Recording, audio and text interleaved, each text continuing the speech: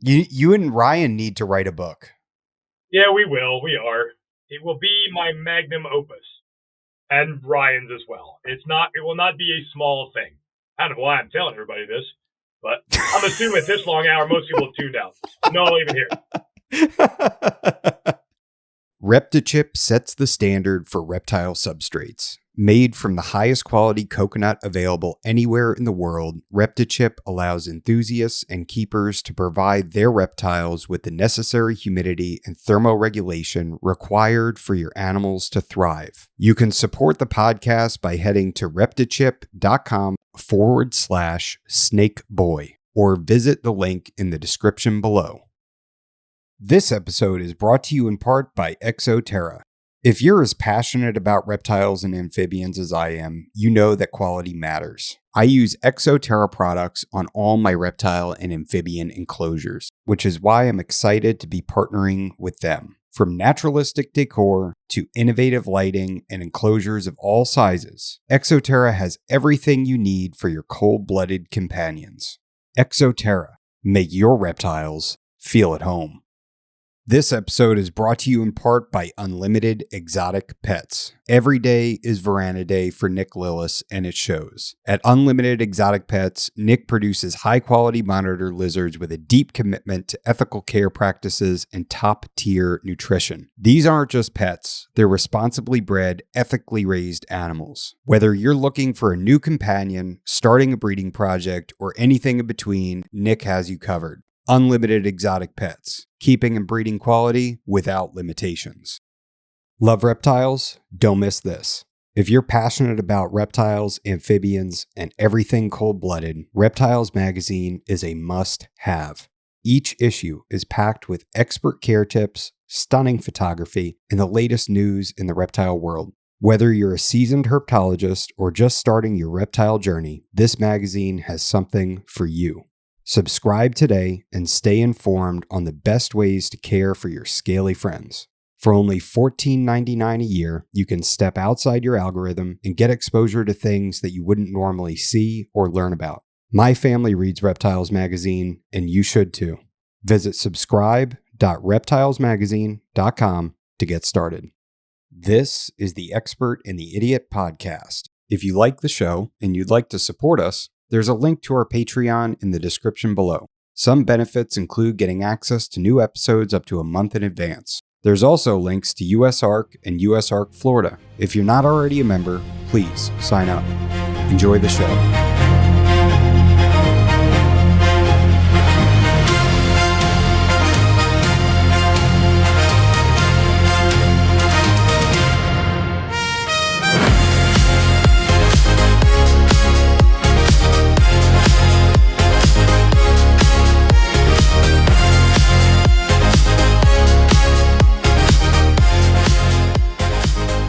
Here we are, episode 105. So the last time you were on was 100 episodes ago, exactly.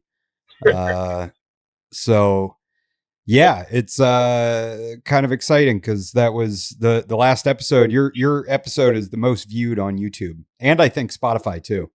Well, so, it's probably been out there for almost longer than any of them, so it's had some time to rack up the numbers. Well, yeah, there was 5 others ahead of you. I play to win. So today we'll be talking about Vasuki indicus and Titanoboa and the Eocene European python radiation, which I'm pretty excited to talk about because I love the giant prehistoric snakes. And I think it's wild that we even found them, especially like watching a couple documentaries on Titanoboa. And just seeing, like, weren't they at the bottom of like a mine, like this quarry that was like super deep? It's like, how lucky do you have to be to find that? Those vertebrae. It's not. There are a few of these we've found around the world, and there's a couple of them that we know of that are active now, and there's some that have filled in. But what they are is basically, you think of a volcano as being a mountain that has a crater in the middle of it and hot gas and lava and such escape from that periodically. But that's not the only kind of volcanism. You also have these things where it's kind of like a hole in the ground. It's ground level. It's not a mountain at all. It's like, imagine if you just had a lake, a depression that filled with water, but the lake was the ground level crater of an active volcanic zone. But it's ground level and it's a lake, but hell, it's a freshwater lake. So there's animals and plants and there's a whole ecosystem around this permanent source of water. And it's not like a kind of volcano where it shoots lava up everywhere and melts everything. It's a kind of volcano that sits there and every once in a while basically just belches. Only it belches toxic gas that kills everything. And I mean everything around it. Everything in it dies, everything around it dies and falls into it, and it completely just nukes everything with poisonous gas. And then everything sinks to the bottom of the lake, gets deposited in lake sediment and silt settles on top of it. The bones never get scavenged because all the scavengers also died. So the things that normally dismantle a fish, a frog, a snake, or anything that fell into the lake, when it got gassed to death by this volcanic gas escape, everything that would have normally dismantled, dismembered, and ran off with the body died also, so they didn't get scavenged. So that's why you find this near perfect state of preservation, because nothing was alive to eat or consume or dismantle it. And what happens is everything dies and probably stays dead for a minute, but once that gas clears, after a relatively short period of time, life returns, plants grow back, new animals move in. Oh, look, there's this pristine lake environment right here. And everything starts all over. 10,000 years goes by, another belch of gas, everything dies, on again and on again and on again and on again, until you end up with depositional layers every time this happened of just whole ecosystems represented. Everything. Everything was living in or by the lake is in the lake and near perfectly preserved. Birds with feathers, mammals with hair, snakes with fully articulated skeletons in the position they lied and died in. All the bones represented, which you never see. And then it just keeps happening on and on and on again. As long as that hot spot in the crust exists. There are a few of these now. I think there's one in Africa right now that is actively still does this.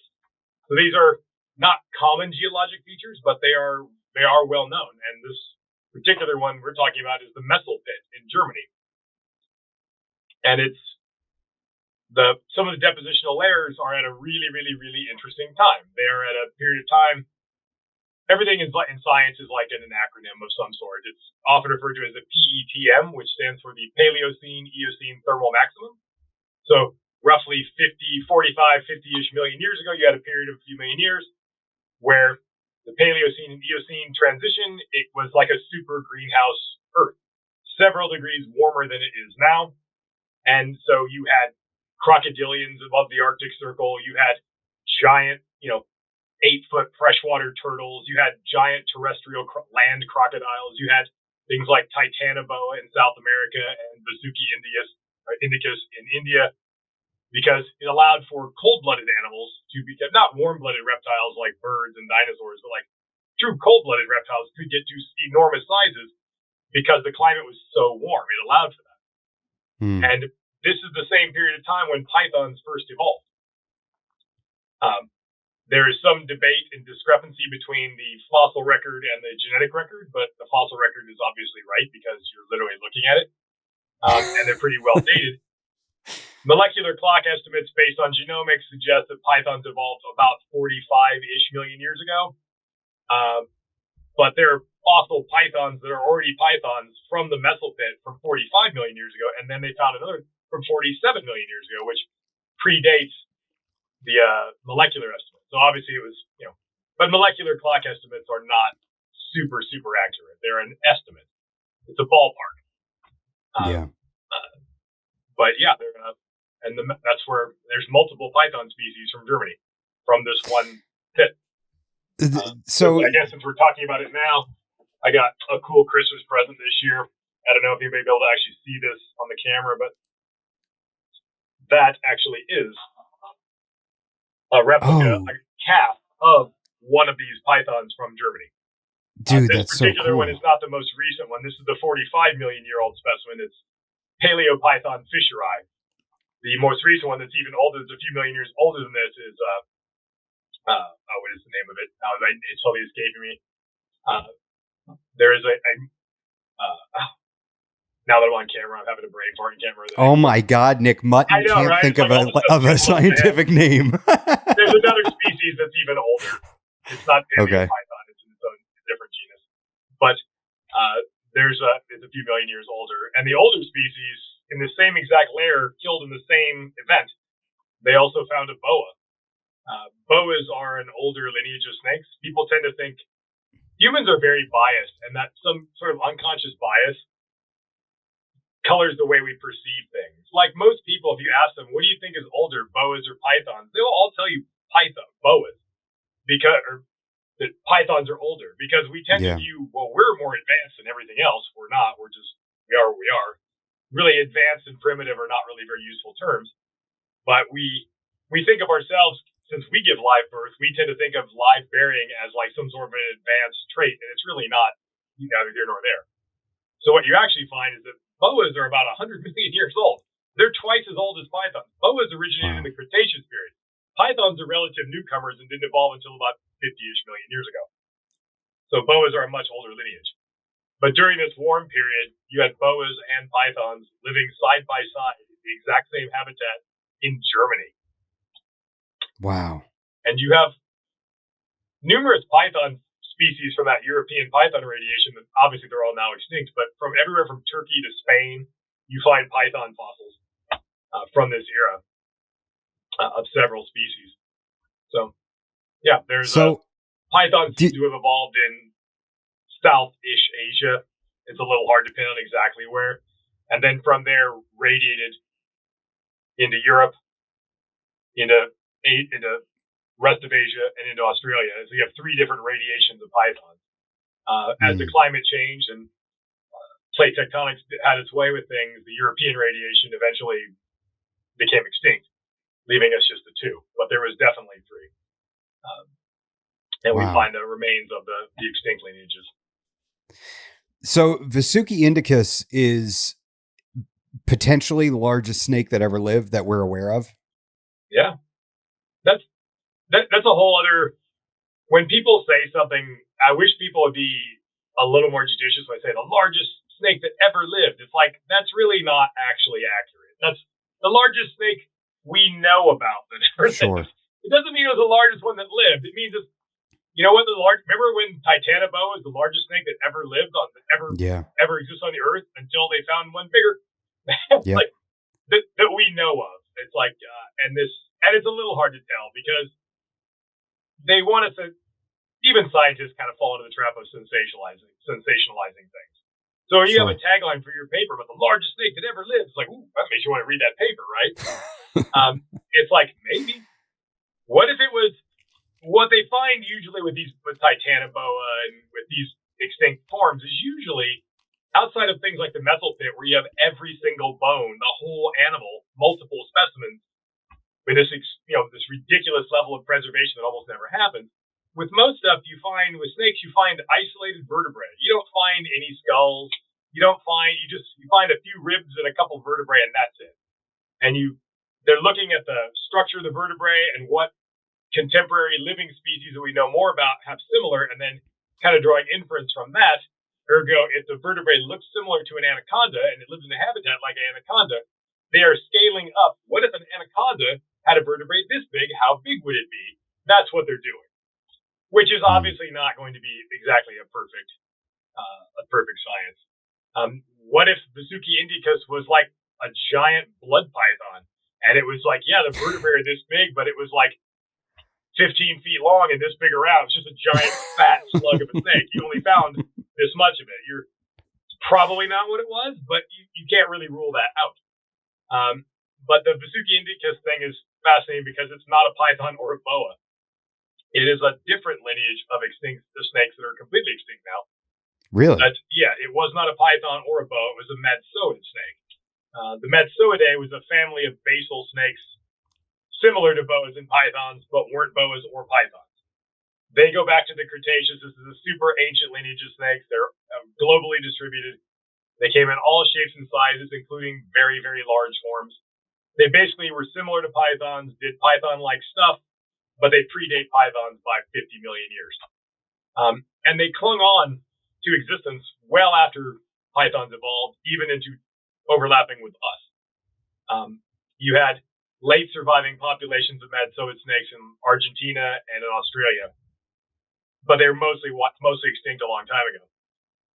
The last surviving one was in Australia. It's called a species called Wannabai Narracutensis from the Narracute Caves in Queensland.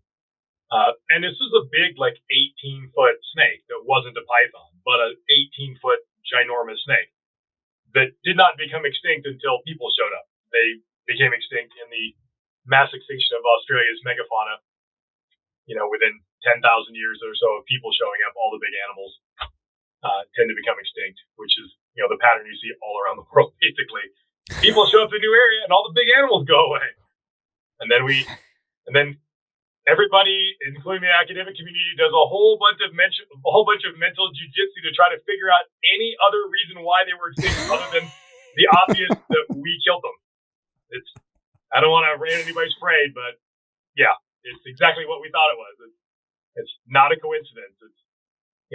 There are ups and downs and cycles of climate and vegetation, and there are times where it's very easy to make a living as an animal. There are times when animals are stressed and it's very difficult, but they typically make it through. But when you go through a difficult time, like a glacial to interglacial transition, which would be a very difficult time for animals to survive, and then you add one more thing in, humans, primates with pointy sticks, killing them, it becomes just one thing too many, and that's why we don't have any mammoths anymore. How long? North American camels anymore. It's why we don't have glyptodons, which were armadillos the size of Volkswagen bugs. That's why we don't have any of this stuff anymore, because we ate it, basically. Yeah. Well, I mean, even just recently, didn't we have elk in the Carolinas and Georgia, and we pushed them to extinction just recently? Yeah, and there is also supposed to be, there's a North American parrot species that we don't have. There should be jaguars all throughout the southwestern United States. There are pictures in the 19th century of dead jaguars that people shot. They're all gone. We just wiped them out. We're really good at doing that, wiping things out. So even things that you associate with being further south did range into North America. If you were to get in your time machine and go back just 12,000 years, North America would have looked like the Serengeti Plains in Africa. 12,000 years ago, you would have had not one, not two, not three, not four, but 5 big cats. 5 big cats in North America at the same time.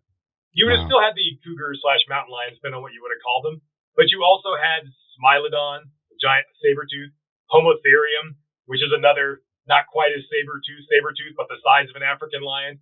You'd have had cave lions that were literally cave lions, bigger than African lions, and you had American cheetahs, which were not related to cheetahs, but were convergently evolved to be similar to cheetahs, all at the same exact time, because there's a lot to eat, like 3 species of elephants. If you go back 15 or 18,000 years ago, you had 4 species of elephants in North America. 4 species of elephants in North America. You had woolly mammoths, Columbian mammoths, pygmy mammoths, mastodons, and late surviving gomphotheres in Florida and stuff. You still had gomphotheres, which are really primitive proboscideans. Could you imagine North America with 5 species of elephant, 5 species of big cats, everything that's alive now, plus car-sized armadillos? It's just it's been crazy. All of it's gone. Because of us. Well, yeah, mostly. I mean, it's we're going to pretend that that's not what happened. Horses, wild horses, also camels, which are a North American species. Camels evolved in North America, then radiated south and overbridged it into Asia, then became extinct in North America where they originally were from. So, I live in eastern Washington State on the dry kind of redneck side. And if you go south to the dry redneck side of Oregon, there is a really great archaeological site that's one of the oldest Native American archaeological sites in the country. And they've even found things like coprolites, literally 13,000-year-old fossilized poo. But you can do protein analysis of a human turd from 13,000 years ago and tell exactly what that person was crapping out. What were they eating? Camels. Yeah. Because we had giant camels, a species called camelops that was roaming around right where I'm at. They're all gone now. And we were eating them. It's just, Do you think that their hunting methods were similar to that of what we saw with the Native Americans with chasing like the mass where they'd chase the bison right off the edge of the cliff to get the meat that they needed? It would often end up with sort of an excess. And do you think that led to the, yeah. We know that was the case in some instances because there's sites like Buffalo Jump in Wyoming where they were absolutely doing that. Yeah. But it's kind of hard to reconstruct. You can't really know if they were doing that with. There's not widespread evidence of that sort of thing. It's probably just a matter of ancient people did not understand the concept of extinction at all. The idea that you could just kill all of something and they would just be gone forever. This is how not ridiculous. This is how little people understood about biology. 200 years ago, people didn't believe in the concept of extinction. They didn't even believe it. It was a big, kind of the dawning of the scientific era. It was a big debate whether something could literally become extinct. And most people did not believe it was extinct. So, fun bit of trivia, people are free to look this up. One of these sort of side missions of the Lewis and Clark expedition that Thomas Jefferson sent Lewis and Clark to explore all the way to the West Coast, part of it is he tasked Lewis with looking for elephants to see if there were any elephants. Because in the East, they had found mastodon bones. They were obviously recognized these are elephant bones of some sort, but there were obviously no elephants. So the burgeoning, what would become the scientific community, not really quite fully there yet, there was a big debate where did the elephants go? And some people thought maybe they just are extinct. There just aren't no more. Maybe this concept that they can just all be gone and they're just gone. But, religious minds of the day just couldn't fathom the idea that, humans could wipe out part of God's creation completely. And that was the prevailing wisdom. So a lot of people thought, well, maybe the elephants just moved. They're not extinct. They moved out west. They're not here. Maybe they went somewhere else. And so Lewis and Clark were, in addition to mapping all of that and discovering everything they could discover for the young United States, they're also looking for mammoths. And asking the locals, have you seen any elephants? Nobody's seen any elephants. Long gone by that point. But it just shows you, how much that sort of stuff is probably, when you go from like the mammoth steppe environment, a cold, dry glacial period where you have like not as much tree cover, not as much forest, lots of grassland. It's really great for being an elephant, a cold adapted elephant. You have an ocean of grass to eat and all these grazers. When you go to a warmer, wetter interglacials like the Holocene or like any of the others that we ate that preceded it, these interglacials, forests expand, grasslands contract. The populations of these grazing animals would get smaller as these cycle. And this has happened on again, off again, 8 times in the Pleistocene, glacial, interglacial. This has happened numerous times, and they always survived the whole time. But I think it's a time of very stress and declining numbers. And then this time you added the people with the pointy sticks on top of what was already going to be a tough time. And it was one too many things. And think about the reproductive rate of a female elephant. They're pregnant for 2 years. Like they're not cranking out the babies. If you just killed one elephant you kill a couple elephants a year over a few thousand years, you'd make a hell of a dent because they don't reproduce that much because they're at the highest trophic level. So it doesn't take, you don't need to run the herds of them off a cliff to cause damage. Just a little bit over time, it'll get there. And that's why I'm pissed we don't get elephants in North America. But yeah, it seems like it's still a problem in our society today that people don't believe extinction is easy to accomplish. The belief in extinction is, well, it's not. If you don't believe in it, you're a fucking idiot. I'm sorry. I'll just say you are a fucking idiot by definition. If you don't believe in global warming, you are similarly a fucking idiot. I will say that. I will own that. Prove me wrong. But both those concepts have the same sort of mindset behind the deniers of it. Because if you accept that we are fucking up the environment and causing all these problems, if you acknowledge that the problem exists and that we're the cause of it, then it becomes morally sort of incumbent upon you to do something about it. And since no one wants to do anything about it, it is easier to pretend that the problem doesn't exist, to deny the obvious. And what has been proven to the nth degree is easier to deny that because then you don't have any culpability and you're not obligated to do anything because it's all just a hoax. Yeah. And the same thing with worried about animals become extinct. It's like, well, if you acknowledge that that's what's happening, then you're kind of obligated to maybe do something about it. And since you don't want to do anything about it, you just deny the problem exists. And people are very good at both at that. And that's now okay, but now you just talked about these, going through ice ages and then warmer periods and going through these cycles and fluctuations. So what do you say to the people that make the argument that, global warming isn't caused by humans, it's just a cycle and we're just going through that cycle right now? I refer to my previous statement of them being mostly fucking idiots. This is not controversial. There is no scientific debate about this. There are not opinions on both sides. We know this. We have worked this out a very long time ago. We have understood this very well for a century. This is not controversial. Glacial and interglacial cycles are governed by something called Milankovitch cycles, named after the guy that discovered them, whose last name was Milankovitch. So go figure.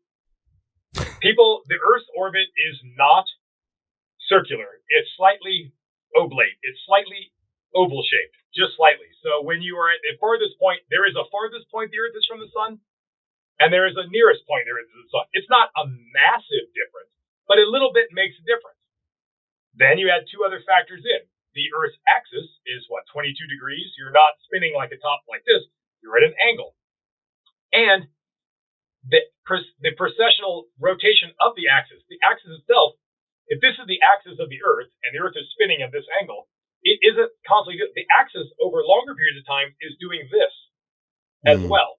So rather than and the Earth is not perfectly spherical. It's an oblate sphere. It is slightly wider at the equator than is the top because of the centrifugal force of rotation. So this is why the highest point from the center of the Earth is not Mount Everest. Fun fact. Yeah. Because the Earth is not completely spherical for those reasons. But if you add all that together, this notion that the Earth is this perfect sphere that's spinning on this perfect axis like a precision clockwork around this in a circular orbit is nonsense. It's basically just wobbling around like a drunk person. It's doing this. And what happens is, the Milankovitch cycles work out to be basically this. When the Earth is at its farthest period from the sun, and the precessional rotation of the Earth's axis is such as is that it tilts the northern hemisphere is further away. When it's farthest away from the sun, you get advancing ice and global cooling. And the opposite is true, which is also why the southern hemisphere never, even in glacial periods, never gets anywhere near the ice that the northern hemisphere does, because the northern hemisphere literally is farther away. And this tiny difference of a couple of degrees makes a difference over thousands of years. The ice never quite fully melts, and it builds up and builds up and builds up and builds up over long periods of time. And then eventually these forces work the other way. The ice recedes. But for the last 2.5 million years, the vast majority of the time has been ice. And the interglacial periods are much shorter. They're warmer, wetter, and much shorter. And to those people that think, this is all natural, this is all just natural climate change, it's like, fun fact, no. We know exactly where we are in the Milankovitch cycle, and the Earth should be stable. It should not be warming up. If anything, it should be stable. We should be getting into closing out the end of our interglacial and either be stable or ever so slightly getting colder, not going up like this. That is, the Earth has never warmed as fast as it is warming now, not even in any of these periods. And you can see in like the Greenland ice cores, you can see, because you can basically count layers, and that you can see, and by getting the composition of the atmospheric bubbles of gas that are in those ice cores, you can get use as a proxy for the global temperature. And you can see, when did all this stuff start? Oh, look, right at the Industrial Revolution. it's like, whoop, this is exactly where this starts. There is no scientific debate on this at all. That is the comfortable lie that people that want to deny stuff tell themselves. It's all bullshit. The debate in the scientific community is not whether this is real. It is how fast is this happening? How bad is it going to get? How fast is it going to get that bad? It's not if it's happening. That's not it at all. It's the long-term effects, the speed at which it's happening. These are things you're trying to sort out, not whether it's happening and why.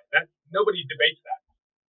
That is these are the same people that in the 50s were arguing about smoking doesn't cause cancer. There's no, it's like these are the same people, in the proud of the tobacco company scientists. Remember that? It's like, you're not old enough to remember this stuff, but these are similar. I don't want to believe this is true, so I'm just going to choose not to believe it. It's just nonsense. This is a thing, and extinction is a thing, and we're the cause of all of it. We are How in the long do you middle of think the sixth great mass extinction on planet Earth right now, and we're doing it. People think how long do you extinction? It's not usually like an asteroid hits the Earth and everything's gone really fast. It's not like that. It's usually like over a 1,000,000-year period or 100,000 years, you lose a shitload of species. It's more like that. It's happening all around us all the time, and you're in the middle of a mass extinction right now, and it's not happening like you'd expect if a rock slammed into the Earth. You're not recognizing it for what it is, but we are absolutely in the middle of one, and we're the cause of it. How do we mitigate it? Honestly, I'm a pessimist. I don't think we will mitigate it. I think people look around you, look at the people you interact with on every day. Do you think they're going to get out and save the Earth? Do you think most people are just in complete fucking denial? They don't care. They're just worried about their day-to-day stuff. These sort of things they're not thinking about it. And it's one of those things that you can't, like, if you got all 8 billion of us on the same page, like, all right, we're going to do everything we can to mitigate this problem, it would continue to get worse for the next 20 years anyway, because that stuff's already out there doing its job. It's a long-term structural problem. It's going to get way worse before it gets better. You're going to see the worst effects of it over the next century or two. You're going to see a couple degree average temperature rise. You're going to see the crazy storms. You're going to see coastal inundation. You're going to lose most of South Florida. I wouldn't buy any property in South Florida. Nick, that's where I live, man. Yeah, I would move. It's not going to be good. It's all low lying. You know what? Just look back in the climate record for a ton of time. Like, look back to the. This gets really wonky, and I realize I tend to use the scientific terms and people don't know what they mean, so forgive me. But you go back to a period of time that's oftentimes referred to as marine isotope stage 5. What that means is the previous interglacial that was actually slightly warmer than we are. We'll get there and pass it. It's actually a little warmer than it is today. Most of South Florida didn't exist. It's underwater. It was underwater. And it will be again. It's all super low lying, very porous. It's not gonna go good. It's not gonna happen tomorrow, but little by little, it's gonna start creeping in, a little by little by little by little. Oh yeah, I mean, where I'm at, I can go out to any river or creek and pull out megalodon teeth, three-toed horse teeth, mastodon teeth, armadillo plates, all over the place. Yeah. It's been underwater. It's been above water. This has happened a bunch of times, and it's going to happen again. And it's in the process of happening. But it's a slow motion train wreck. It's happening so slowly that on a human lifespan timescale, you don't really notice it. If the sea level rose 12 inches over the entire course of your lifetime, you would barely notice it. But if it did that, for 1,000 years, it'd be a hugely different situation, wouldn't it? And that's our lives are so short, we tend to look things at as very short timescales and don't recognize what we're seeing. But it's nonetheless happening. I would buy property in places like Michigan, which is really cold in the winter. But you know what happens is the Earth warms a couple degrees. The growing season in like the upper Midwest, which is really cold as shit in the wintertime, gets a lot more amenable to growing things. So this land that is really inexpensive now, in 100 years, will be like a really great place to be. As you'll have like places like Texas and California will continue to get drier and drier and drier. Florida will be underwater. It's like that upper Midwest is going to be prime. It's like, what's so funny is I hear the argument, oh, well, if the sea levels were rising, the banks wouldn't give loans for property that's along the coast. But these are the same banks that gave loans that caused the economic collapse. People, they know that they're going to get bailed out no matter what they do. We bail out banks. We don't bail out people. Yeah, and the crazy thing is that there's people that okay, should I listen to the scientists or the bankers? I trust the bankers more because they wouldn't give loans. And it was like, what? This is what's wrong. This is what's wrong. People choose to believe what supports their pre-existing ideas or what is convenient for them way too often. I would not be buying coastal property anywhere, much less, least of all, a place like Florida, just because this is going to, your hurricane season is going to get worse every year, maybe a little bit. Maybe you have a light year one year, but the overarching arc of things is going to get a little bit worse as time goes on, a little bit worse until because it's fueled by warm water in the Gulf of Mexico primarily. Well, if that water warms a degree, well, that's a big difference. Yeah. And it's the depth of the warmth too. Like the deeper it is, the more it can fuel the storms. And it's a nightmare. And people think like when you go from a glacial to interglacial, species that live at the equator, aside from the contours of the coastline changing, would hardly notice much. It's the higher latitudes and lower latitudes you get, the closer you get to the poles, that it gets really pronounced. So your 2-degree temperature change at the equator is like 8 degrees at the poles, in which case there's no sea ice or anything. It's like it's a massive difference, or glaciers. It gets much more exaggerated the closer you get to the poles, and the equator is much more insulated from it. So that's where you think changes. The Titanoboa and the Vasuki indicus and all that, do you think that they lived in and around water to support their mass? Is that like a requirement for an animal? I don't know about the Vasuki indicus. It appears to, I believe, my reading of the paper was that a lot of it, they're trying to, you find some bones and some dirt, and you are trying to extrapolate from the dirt reconstruct the whole ecosystem that this thing lived in by the soil you found it in, and that's sometimes difficult. With the Titanoboa stuff, it was a wetland environment. They have enough other things, other associated fossils and things in that area from that same time period that know there's pretty much a real warm, wet thing. And you have an animal that probably bears a lot of structural similarities to an anaconda and appeared to be semi-aquatic and was likely a giant anaconda or anaconda-like animal. The Vasuki indicus is we don't know very much about it. You're just looking at a few vertebrae that are just really massive. What was that life? What was that animal's life like? What was it eating? We don't think it's harder to probably piece that one together. And it's, was only just described recently. So How do you feel about the whole, like, what's that company's name? Colossal, like bringing these animals back. How does that make you feel? Ashamed of people and how gullible they are to believe it, because it's all a bunch of complete fucking nonsense. It's just nonsense. They brought back a goddamn thing. Your direwolves have, you know how many direwolf genes they put in their fake direwolves? Zero direwolf genes. It is not, you didn't recreate the direwolf with 0% direwolf. It's not like, they even made it seem like they took the gray wolf and reverse engineered it into a direwolf. Turns out gray wolves and direwolves aren't even related. The closest relative of an actual direwolf is not a gray wolf. It's some other African canid. It's a much earlier offshoot of caniforms. It's not a close relative at all. It is just like another canid that's a much older lineage that convergently evolved a similar body style, albeit slightly larger, to a gray wolf. So the gray wolf is not the closest analog or the closest relative of it. They didn't even start with the closest relative. They started with the gray wolf. Why? Because it was probably cheaper, because we've got gray wolves. You might as well, you've done just the same to start with a damn domestic dog, which is just a modified gray wolf anyway. So 0% direwolf. It's not a direwolf. It's marketing. And they made them white, so they look like the direwolves on Game of Thrones even though we have tons of direwolf DNA, and you know what color they never came in? White.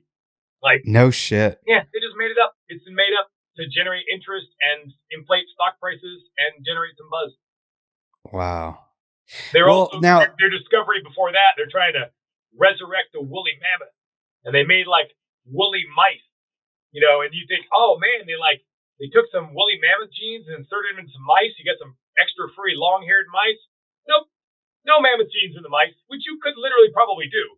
They just figured out what switch was on the mouse and used the mouse genes and turn on the switch to make the hair grow longer. No mammoth contribution at all. Nothing to do with it. Oh my God. It's ridiculous. They're not doing any, it's nonsense. It's complete nonsense. And I want to see the dire wolf, and I want to see these things for real. I don't want this is a sham. Yeah.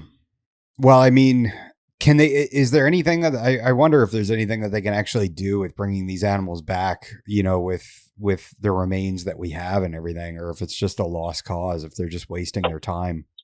Oh, it's possible. And things that were impossible 10 years ago are now routinely done. Yeah. The pace of discovery and the advancement of technology, on even a 10-year time cycle basically means that what was once impossible becomes commonplace 10 years later. You wouldn't believe it. If I took the phone in your pocket and traveled back in time 20 years and gave that phone to you, your phone from today, 20 years ago, you would swear it was stolen alien technology and you wouldn't have believed it. What the hell? It would have been a stolen alien device. You wouldn't even believe it. And now it's like, this piece of shit so slow. It's like, that's the base of technology. 20 years ago, the idea that you could sequence DNA that was 1 million years old, it's impossible. It only after about 10,000 years it degrades. Now they do it all the time. It's like now I think the record is 2.5 million year old DNA they've sequenced. And it wasn't even DNA from a particular animal. It was DNA from dirt. They went to the northern edge of Greenland under the ice, pulled up a sample of dirt, and ran DNA on the dirt, and were able to reconstruct the entire ecosystem and figured out that, man, there was rabbits and elk and mammoths and all this huge ecosystem in Greenland before the ice came in the Pliocene. But before the Pleistocene ice ages began, you had a thriving ecosystem in Greenland, and they got all that from dirt that was 2.5 million years old under the ice. That would have been fantasy 20 years ago. But now that's a thing you can do. So while it would be difficult to do now, it absolutely will be possible. We have our ability to interpret and stitch together little fragments, DNA bits that are broken apart, and put it back together and stitch. It keeps getting better and better and better and better. There are a few different ways you could even do it. So what about the people that it seems like it's becoming more of a common trend where people say, okay, maybe climate change is real, but we're not going to be able to do anything about it. We're just going to have to count on the technology that comes up along the way, that all this carbon that we're sucking out of the earth and burning and putting into the atmosphere, we're going to be able to somehow remove and sequester. We're never going to do that. We're going to keep doing the wrong thing until it bites us in the ass. So I hate to break the bad news, everybody, but look throughout all of human history and give me a single example of everybody getting together and solving a big global problem. Never happened. No reason to think it will happen. I think that our ability to invent creative new technologies is about the only thing that's going to save our asses in all likelihood. I think what will happen is eventually the evidence that things are going down the toilet will be so bad that everyone will eventually reluctantly maybe start to try to do something about it, but it's going to get real bad before that happens. And then technology. Well, one of those things that we have, that people are already looking into, science is already looking into, is you have in the sort of, fossil genetic record, if that makes sense, you have genomes of extinct species and even living species that made it through these various climate things that had mutations in the past that aren't alive anymore that allow them to survive, like in warm climates or colder climates or warmer climates. And so using things like CRISPR, you could take a gene from an extinct birch tree that evolved to live in a warmer than normal climate and insert it into living birch trees, and thus give them this advantage from the past and bring that gene back to cope with the damage we're doing. That stuff is totally possible now. And we have that. We have all this information. It's figuring out what to do with it. We're not going to quit screwing stuff up. But if you can engineer a tomato that'll grow in saline conditions, well, then that might save your ass. That's what I'm saying. It's like, it would be nice if we could just solve the problem instead of treating the symptoms. But I just don't see any reason to think we're going to. When you still have, and it's the damn internet's fault. Who are we kidding? It's like the internet has such great potential. I'm so old. I just turned 53. I'm older than the internet in the practical, civilian internet. I'm old enough to remember I went to an ex-girlfriend's house one point and there was an Ethernet cable on the wall and I'd never seen one before. And I asked, what's the giant phone cord for? She says, oh, it's the Ethernet cable. I'm like, what's the Ethernet cable? She said, for the internet. To which I said, what in the fuck is the goddamn internet? I literally said that. And I was an adult man and said, what in the fuck is the goddamn internet? I didn't know. I predate cell phones, all this stuff. And at the time, everybody viewed the internet as, oh man, it's going to be, and then later social media as an extension of that, it's going to be this great tool for education, information exchange. It's going to be the greatest thing ever. And what did we get? What did it turn into? The greatest tool for misinformation and propaganda that ever existed. Everybody gets tribal, gets in their little bunker mentality and their little like echo chamber of lies and nonsense, and it's insane. Yeah. Like, I watch a lot of YouTube, but it's like you have to curate it very closely and figure out, are these guys full of shit? It's usually pretty obvious to me if it's subjects I'm interested in, but it's mostly people that are full of shit. Like, if you start looking for, like, I'm really interested in paleoanthropology. It's a huge interest of mine. But if you go through paleoanthropology, words and tags and stuff, trying to find videos on this or that, 80% of what you find is utter pseudoscience nonsense, Graham Hancock bullshit. Giants were real and the Denisovans had spaceships or whatever, just madness. Like, that's mostly what you get. And then every once in a while something is truthful. You have to sift through a mountain of bullshit. And that's what the internet has become. It's become an echo chamber to repeat nonsense and conspiracy theories and misinform people. That's why I don't think you're going to get people the science deniers who think global warming is a hoax.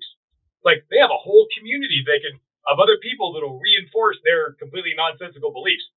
Everything. So they don't have to interact with real people and real science. They don't. It's strange that we are more connected than we've ever been, but we're more isolated than we've ever been at the same time.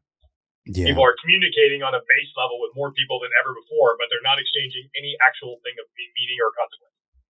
And so we're like, the technology, far from bringing people together, tends to isolate people way more than I ever could have imagined. Yeah, well, that's all pretty depressing stuff, Nick. Yeah, I don't know why we get off on that. I apologize to anybody listening. I go on my old man rants. We've been talking for quite a while. Hey, we talked about snakes. Hardly. I know. So snakes, right? So I know you were on your big adventure today. Your 350-mile round trip. How did it go? It's long. When you get old my age, you got to pee all the time. It sucks. Like, it's like I got to keep stopping every rest stop to take a leak. I don't know why I'm sharing that with an audience, but yeah, no. The tiny bladder guy. I read an old friend. I mean, I've been in this hobby for so long that, it's the best hobby you can ever have, because it's not just a thing that you're interested in and that you do. It's a whole community of people who become your friends. It's kind of your tribe. I met my friend Christian Elmer. I have known this guy for over 20 years. Wow. I've known him. I don't see him all the time, but met up with him, got some coffee and everything, shot the shit for 20 minutes, then I drove all the way, almost better part of 200 miles back home after picking the snake up from him. But it's good. It's not just a hobby. It's not just a thing you do in isolation. It's something you do. It's kind of a group activity, and there is a sense of community if you're doing it right.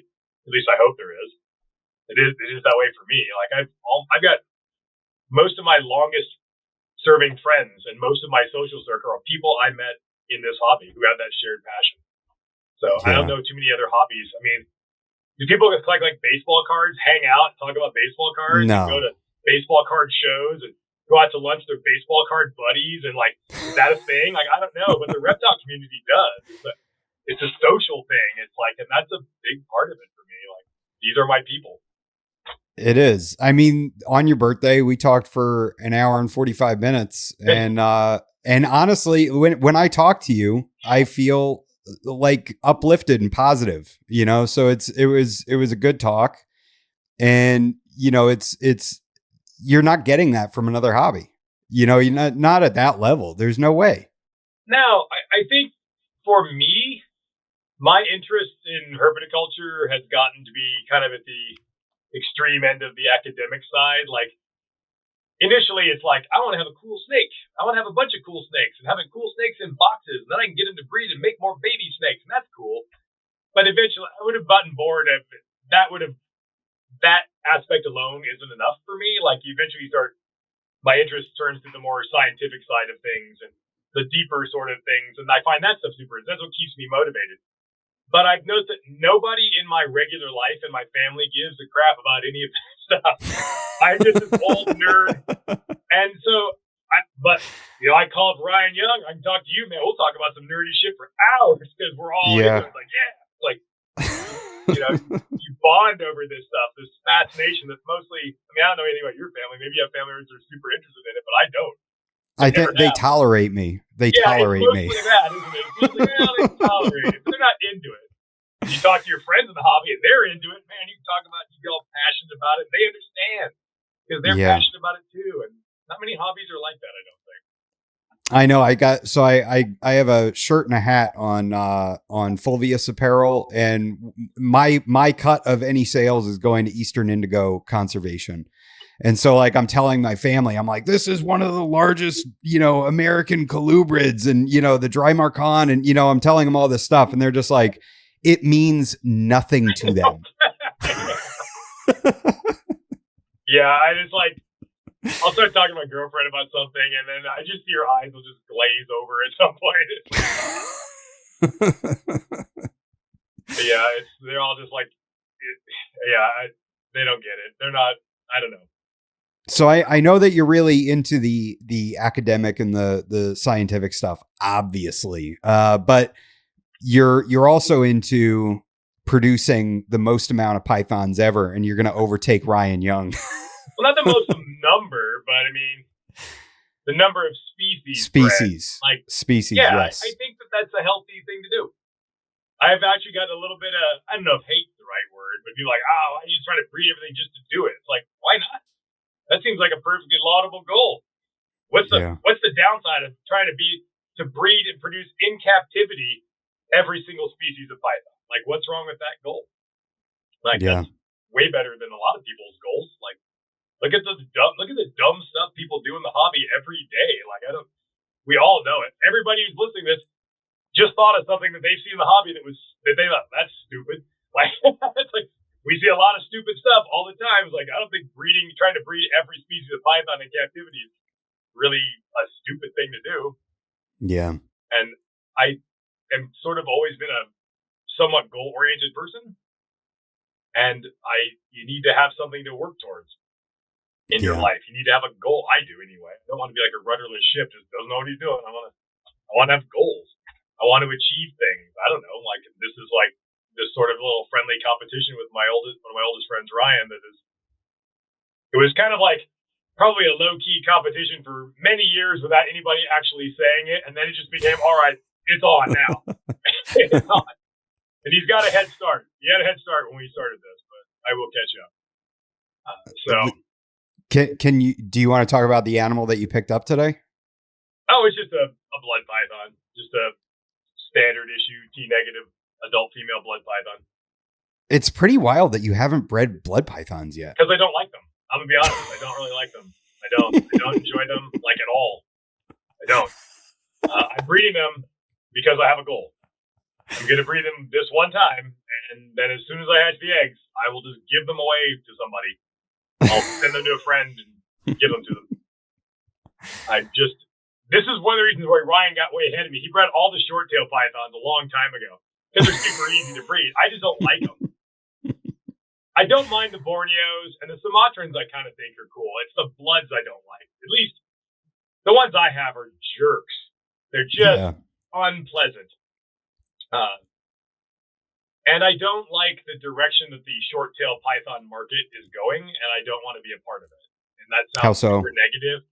Because they're turning it into fatter ball pythons, where the only thing that matters is morphs. Morphs. And the only thing that matters is morphs. And why would you even make it if it's not a morph? It would be worthless. Why even exist if it's not a morph? I don't like that attitude. Like, if you can't appreciate the natural beauty of something, how it's supposed to look, what are you doing? You're in the wrong hobby. Like, and I have morphs of tons of stuff. I produce a ton of morphs, but it's not, you can't lose sight of the animal itself. I think that's an unhealthy mindset. And the Borneos especially, and the bloods are just, it's all morphs. Go through Morph Market. Morph. Find a normal Borneo that's a normal animal that looks like a Borneo looks like in the wild. You won't find one. It was hard to find some. Yeah. I did eventually get a trio of Sarawak locality Borneos that look like mud. They look like they're supposed to look. So I was happy for that. I would like to have one pair each of them just permanently in my collection, but I don't want any morphs, like at all. There used to be a line of blood pythons from Lake Toba, which I really think would be cool to have. I fear they don't exist anymore. They're really red, and they just probably I'm sure they just got bred into all the morphy stuff and don't exist as a pure locality population or form anymore. So I'm going to try to see if I can track any of those down. They did exist in the hobby. I do know some big time blood python fans, so I can put you in contact, because if anybody knows, it's pure Lake Toba locality, no morphs, nothing. Don't want if it's even lived next to a morph, I'm not interested. I don't care if it's a high percentage. Nope, it's got to be 100% from this exact spot. Yeah, which also ties into extinction and paleoanthropology, because Lake Toba is a supervolcano. So that locality is actually a caldera volcano that almost caused humanity to become extinct. There's a genetic bottleneck in our species where all of Homo sapiens got down to a handful of individuals, not a handful, a few thousand individuals, and humans almost became extinct. And it lines up exactly with the last eruption of that volcano, which then would have caused like a nuclear winter effect and almost wiped us out. And that's the locality of these blood pythons. Like, that would be awesome. So I want those. If I could get a locality specific pair of each of the three, that would be cool. But I don't want to be chasing after the latest, greatest morph nonsense. I'm just over it. I don't care about making blood python money. I don't care about chasing after any of that stuff. I just want a blood python that looks like a blood python's supposed to look. Yeah. And that's so I can just enjoy it for what it is and what it was always supposed to be. And I don't need I have to have all the carpet python morph stuff. Even then I won't make hybrids to make morph combinations. I'll only work within each species. But since that's my primary wheelhouse, I guess I have to have all that stuff. But I'm not going to expand into short-tailed python morphs, and I don't know. I just like to appreciate them for what they are, as they are. So it's not that you dislike short-tail pythons. You dislike all like the direction that the short-tail python hobby is going. The direction that it's going, and it's mostly that transition from natural forms to only morphs. The only thing that anybody cares about is it's like 95% complete. It's like it's almost already too late. They just made them fatter ball pythons, which is just I have no interest in that. And look where that led those people. Like, I don't, when you only care about the trivial, the mutations, that's the only thing you care about. Like, that you can't appreciate something unless it's got 6 different broken non-coding genes. Unless it's where we disproportionately prize things by how genetically broken they are. The more broken an animal is at a genetic level, the more we prize it. And the healthier and less genetically broken it is, the more we shun it. That is completely madness. It's madness. I wanted to get blood pythons, and when I was looking at them, I was looking at morphs, and then I ended up steering away from morphs, and I just got more line bred animals from Caranoris that are just really nice representations of blood pythons without, they're het for nothing, and they just look fantastic. And if you look at them, is there a morph that's better looking than that? Nope. Not in my opinion. What's better than that? What corn snake morph is better looking than a nice classic OPT corn snake? Show me the corn snake morph that is better than a beautiful OPT corn snake. I'll wait as long as it takes. You'll never find one. It's one of North America's most beautiful snakes. What king snake morph is better looking than a black and white cow king? None of them. None of them are an improvement. It's already one of those beautiful snakes in the world. It doesn't need to be improved. Morphs are not better than something. They're just different. And I get that that's sometimes fun to noodle around with, and I have a ton of it. This wall of babies behind me, there's all kinds of morph stuff in there, and also non-morph stuff. But I think it's when you lose sight of everything but the morph side that it becomes unhealthy. Yeah. And that is, I don't want any part of that. So when I get new species, I go out of my way to not have morphs. But blood pythons, it's hard to find non-morph blood pythons. So I will be breeding this year a T negative albino male that's het for nothing else to a T positive albino female and make a whole clutch of normal blood types. The babies will be normal. They'll all be double hets for 2 types of albino, but I don't care. Trying to track down all these retic species and not get with no hybrids and no morphs. Oh my god! Good luck. I did. It took me $10,000 and 8 or 9 years to find one pair of each of the 4 species. Absolutely ridiculous. Wow. Absolutely ridiculous. I don't want nothing. I don't want it to find a pure pair of each of the 4 species. Took a lot of money and a lot of time. So hopefully I can knock out a couple of those guys this year. Do you think that the hobby, if we are going to produce all these morphs and end up with all this like byproduct, I guess you could say, of normals, that we should be looking at maybe utilizing those animals as feeders? I think that, and maybe I'm just too soft, I don't know. I think if you have to feed off a portion of the animals you produced, you've lost the plot entirely. What the fuck are you even doing? If you have made animals that are of so little value that your best solution is to kill them, you probably should in the wrong hobby, and you should figure out something better to do. That is insane. And I realize this is a thing that habitually happens. And I'm not talking about like feeding off animals that have problems. I mean, I don't know, every year I produce about 300-ish pythons. I usually have about 35 to 40 clutches a year. It works out to be like 300-ish babies of a bunch of different species. And if you produce in the hundreds, you will have a good handful of like stillborn animals that just died. The egg tooth fell off. They died full term in the egg. I feed them off all the time. I usually start my baby black-headed pythons on carpet pythons because I always have stillborn carpet pythons. The perfect. Really? Yeah, they don't just voluntarily eat them, but if you have to assist feed them, I'll just kind of macabre, but I'll assist feed them a half a carpet python. Because there's always a handful of stillborn carpets. If you're me and you have 20 clutches of carpets, they'll be some. So I don't throw anything like that away. But I'm never killing off perfectly healthy, otherwise healthy animals. I am so soft. This is how ridiculous and inefficient I am. Right behind me, just right over there, looking at the tub right there, there is a male inland carpet from last year that was born with a lower jaw that is about 20% shorter than it should be. It's otherwise perfectly fine. So it has a slight overbite. Its bottom jaw is just 20%. You'd have to look closely, but you'd see it. But it's not super obvious. And then it didn't want to eat. I assist fed this thing for 8 or 9 months before it actually started eating, even though it had a minor deformity. And now it eats fine, just so that I can give it away to someone for nothing. So that's Jamie's snake. To ship it to a woman in Ohio for free. I'll hold on to the spring so I can give it away for free. Someone will take care and give it a good home.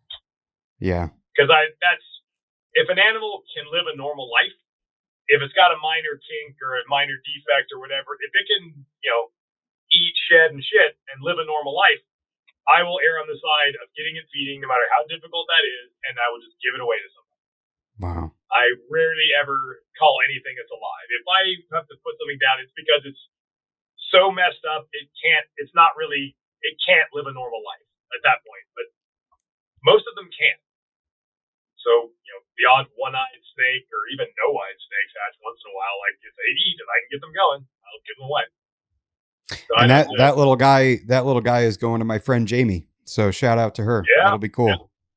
Yeah, that's just like I'm not killing things unnecessarily. I will move heaven and earth to get them eating, even when it makes no sense to keep doing it. I hatched weirdly. I had 2 clutches of Cape York spotted python, the Peninsularis subspecies. They're rarer than rocking horse shit at this point. And they're weirdly the largest Antaresia, and they're the easiest Antaresia to get feeding, and females are easier to get feeding than males, but nonetheless, I have 2 females that have never fed. From 2024, I've been assist feeding these 2 things for 16 months. They still won't eat. And I'm just going to keep doing this until they eat or they die. I'll just keep doing it. Most people would have given up. Nope, I'll just keep going. It's a rare snake. I would never sell them to somebody at this point, but I'll just keep going. If you're producing something that is so little value, you need to kill a bunch of them. Quit producing them. Like, what are you doing? Why are you doing that? Like, I have no ethical problem with feeding snakes to snakes or snakes to lizards. It's a cycle of life. Why is a snake's life worth a lot and a chicken's life is worth nothing, or a rat's life? Why is the snake's life worth more than the thing you fed to the snake? Because like that's nonsensical. Yeah. But I don't. But you just love snakes. I do, and it's an irrational sort of pro snake bias. But I'm not raising snakes to feed other snakes and this sort At of least stuff. you're aware that it's irrational. It is irrational. I'm aware of that. I'm just like, I'm soft. But if you think about it, like I'm not, and I don't breed things that are so oversaturated that like I would ever have to feed them off just to get rid of them. Like they all find holes. Like I think a lot of people got very used to sort of a bubble sort of market where there's this never ever growing number of people to soak up however many things they produce. And then now we're not in those times. We have a market that contracts and there's people leaving the market faster than people are getting into the market. And so you have a smaller number of buyers and a super abundance of animals in one particular area we're all aware of. And that, you have to be willing, if you're going to breed things at any sort of level, the idea that you're going to make however many snakes and they're all just going to sell right away and they'll all be gone, like that's insane. That's not how this works at all. You better be willing to bunker down and leg it out for the long haul. I mean, there's some yellow tubs with pink labels right there. Those are that whole rack from top to bottom. Those are all 2024s. So those animals are all 15 to 17 months old and they're still here. Now there's only probably 30 of them out of like 300, but I'm still 10% of 2024s. And then a bunch of 2025s. And that's not, you have to be willing to house and feed stuff for a year or even two. That's just the way it is. And if you're not willing to do that, you probably shouldn't produce a bunch of snakes. Yeah. They don't all, ideally, I guess you'd like to produce the exact number that the market wants of everything and no more and no less. But that's pretty impossible to gauge. So you do your best. Like I'm super far behind. I just now, like 20 minutes before we started recording, figured out how to program the night drop on my new thermostat setup. And this is like here's a Nick Mutton PSA for everybody listening. Check your equipment once in a while. My thermostat that runs my adult building caught on fire and melted. Holy shit. And burned. This is the second time I've had a thermostat catch on fire and burn that controls the entire snake building. All my adults. So I had Ryan came over and we wired in a commercial grade, whole new system, and everything that should be less problematic. But I just figured, I just programmed the night drop. So the temperatures drop 5 degrees tonight. I haven't even started cycling. I don't even know what I'm preparing for the year yet. I got to go out there with a clipboard tomorrow and start figuring out what my pairings are going to be. I will look I got to do an inventory. What do I have of every species, every morph, everything? What do I have on the shelf? How long have they been taken to sell? And then I'll gauge whether or not I want to produce that thing again. Like inland carpets. Like, okay, I have 7 2024s, and they're all but one. 6 females and 1 male. I have 1.6 inlands from 2024, and I have 1.3 from 2025. I haven't even photographed. So I only have 2 males total and 10 females. Do I try to make more in 2026, or I just not breed any at all? So I had to figure those things out. I think the hobby in the market in general for everything would be in better shape if people exercise a little bit of self-control. It turns out you don't have to breed every single thing you have every single year. You can sit it out. If you have 2 years worth of them sitting on the shelf, why are you making more? That's why things go in the toilet. Just don't make any. And so I try to gauge that. This is one of those right on the bubble. If I had, a few more males, I probably wouldn't. I might try for 1 small clutch or something. I don't want to have a super abundance of any one thing. So how do you manage that? I mean, are you looking at it and tracking the numbers as the year goes by and then trying to figure out what you need to produce, or are you like looking at the Facebook groups to see what people are jonesing for? Like what kind like, oh Definitely man, not doing people that. Like I don't care. Like I am not chasing after anything or anyone. I'm doing what I'm doing. I don't look at Morph Market. I don't check what other people are charging for stuff. I don't care. This is what I've got. This is what I want, and that's it. I don't care. I'm not playing the price matching and trying to undercut everybody else's game that everybody else wants to play. Everybody else does it to me. Since I have a website that is always up to that I update every single day. There's pictures, ancestry, and prices of every single thing. So what's happened in the carpet community that I've made aware of this like 5 or 8 years ago, people just go to my website, see what I'm charging, and then just undercut me because, oh, this must be the price, and then I'll just go below that guy. Whatever. I don't even care. They're just going to do what they're going to do. We're going to get into a tit for tat with somebody. I want 1,000. They want 800. Then I say, well, I'll do 600. And pretty soon you're giving stuff away. I don't care. Not playing that game. I don't chase after what's hot now, and I don't care. I'm not going to do that. No one ever got ahead in anything by chasing after what other people were doing. It's not. You have to figure out your own niche and do your own thing. Chasing after what you perceive other people want is never going to get you anywhere. Just do what you like and what you want. I have projects I'm interested in. Other people will be interested. Maybe not everybody. I really want to make a super hypomelanistic exanthic tiger coastal. And I'm at the point now where I made the animals, they're right behind me, right there. Those are the animals that will make the world's first exanthic super tiger, super hypomelanistic exanthic tiger coastal. Those are the animals. There's 2.2 of them I held back. They'll be the ones that make that snake in 3 years. It's been a long time to get to this point. But I'll sell the things I don't need for most projects. I'm just making the things I want to make, and then I'll sell the things I don't need along the way. So I'm not, So I've been doing this whole time. It's been working so far, so I'm just gonna keep doing that. Yeah. I'm not gonna. Chasing trends is a terrible idea. Are you holding back Cape Yorks to like grow your breeder group of them? Cape York what? I'm sorry, spotted pythons. The Cape York spotted? Yeah. Yes. I have 2.2 and they're not actually that old. I have 2 pairs of adults. And then I've got a few that I held back a pair from last year. And then I also have 2 more females that never ever ate that I will never even let myself sell if they figure it out.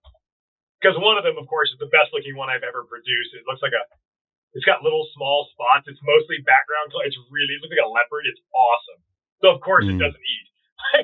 It's of course the worst. The absolute dead ender is always the one that was like, oh look, it's like clearly the best one out of 2 clutches. The obvious standout. It's always that way. Do you feel that that's like a hereditary thing that could be passed on? Something that's hard to get started? Yeah, no, it's 100% something that's hard. It's absolutely. Okay. Most people are pretty in the hobby, understand conceptually anyway, that like if you selectively breed for a visual characteristic, color, pattern, or whatever, that over time you'll be able to bolster that and produce that characteristic with more frequency or consistency. But they don't really realize that also works with other things, behavioral traits like disposition. Whether an animal is aggressive or it's placid is primarily a function of its adrenal gland output. The higher its adrenal gland output, the greater its fight or flight response, the more aggressive and flighty it's going to be. And the lower its adrenal gland output, the more mellow it's going to be. Those metrics are hereditary, and you can steer those over time. We call this domestication. We select for the mellowest animals. And over time, adrenaline output goes down. Also, brain sizes shrink, which is why we've basically also domesticated ourselves, and our brains have shrunk. So, yeah. Fun fact: humans' brains are 10 or 15% smaller than they were 40,000 years ago. Yeah, I researched that, and that's like the parts of your brain that make you more aggressive are like take up a lot of real estate. They take up the most amount of space, and so like when you if you select for a mate that's less aggressive and you keep doing that, which humans do, right? Like we don't want somebody that's going to throw a plate at us in the kitchen or try to stab us, right? Yeah. So like we're selecting for better mates that are less violent, and over time our brains are getting smaller because of that. We've selectively bred ourselves and we've domesticated ourselves. Yeah. All the same hallmarks of domestication, right down to the decreased brain size, brain volume. And if you look at when that transition happened and brain size starts to shrink, it's when we invented agriculture. And then now we're not hunting and gathering anymore in small bands. Now we're living in settled communities, and we have to get along because we have neighbors. Mm-hmm. And being more aggressive doesn't work out well in those situations. You need to work cooperatively. And our brains got smaller as we got less aggressive and we domesticated ourselves. It's also around the same time you see like Darwinian sexual selection, things like blue eyes, which have zero purpose. Blue eyes don't work as well in equatorial environments, but they don't help you in high latitude environments. Brown eyes work just as good in Norway as blue eyes work in Norway. But blue eyes are not a detriment. It's neutral in that environment. But sexual selection, they're pretty. We like blue eyes. We're more attractive. So blue-eyed people got laid more and made more offspring. And over time, blue eyes becomes a very common thing, just like you see in other domesticated animals. Like it's basically another trait that we have selectively bred ourselves for without really realizing it as we domesticate ourselves. There's a lot of that stuff. So but it all correlates with when we started living in settled communities and had to get along, and the sort of hunter-gatherer lifestyle sort of goes away. And then that's when you see the biggest changes in our bodies and our physiology. I guess that's why my blood pythons are so cool, because Kara Norris has been selectively breeding them for their good temperament for like over 2 decades. All she has done is selectively breed for less adrenaline output. And over time, you can move that needle. Only breed the mellow ones. This means no matter how pretty a really mean one is, you don't breed the mean one. No matter how pretty it is, you only breed the nice one. And if you keep doing that, you will get somewhere. Just like you can if you bred just the reddest ones together, you get more red offspring over time. Generation after generation, you move the needle in that direction. It works for temperament and it works for prey preference. You can select and you do select for prey preference. Over time, the more filial generations remove the lineage of python or boa or any snake or whatever it is from wild ancestors, the easier the babies get to eat or to get feeding. Because none of these things are eating rats and mice, because there are no Central Asian pythons and there are no European boas anymore. So what we feed are domesticated European house mice and domesticated Central Asian rats. That's where Rattus, and musculus came from. They're European house mice and Central Asian rats that are domesticated.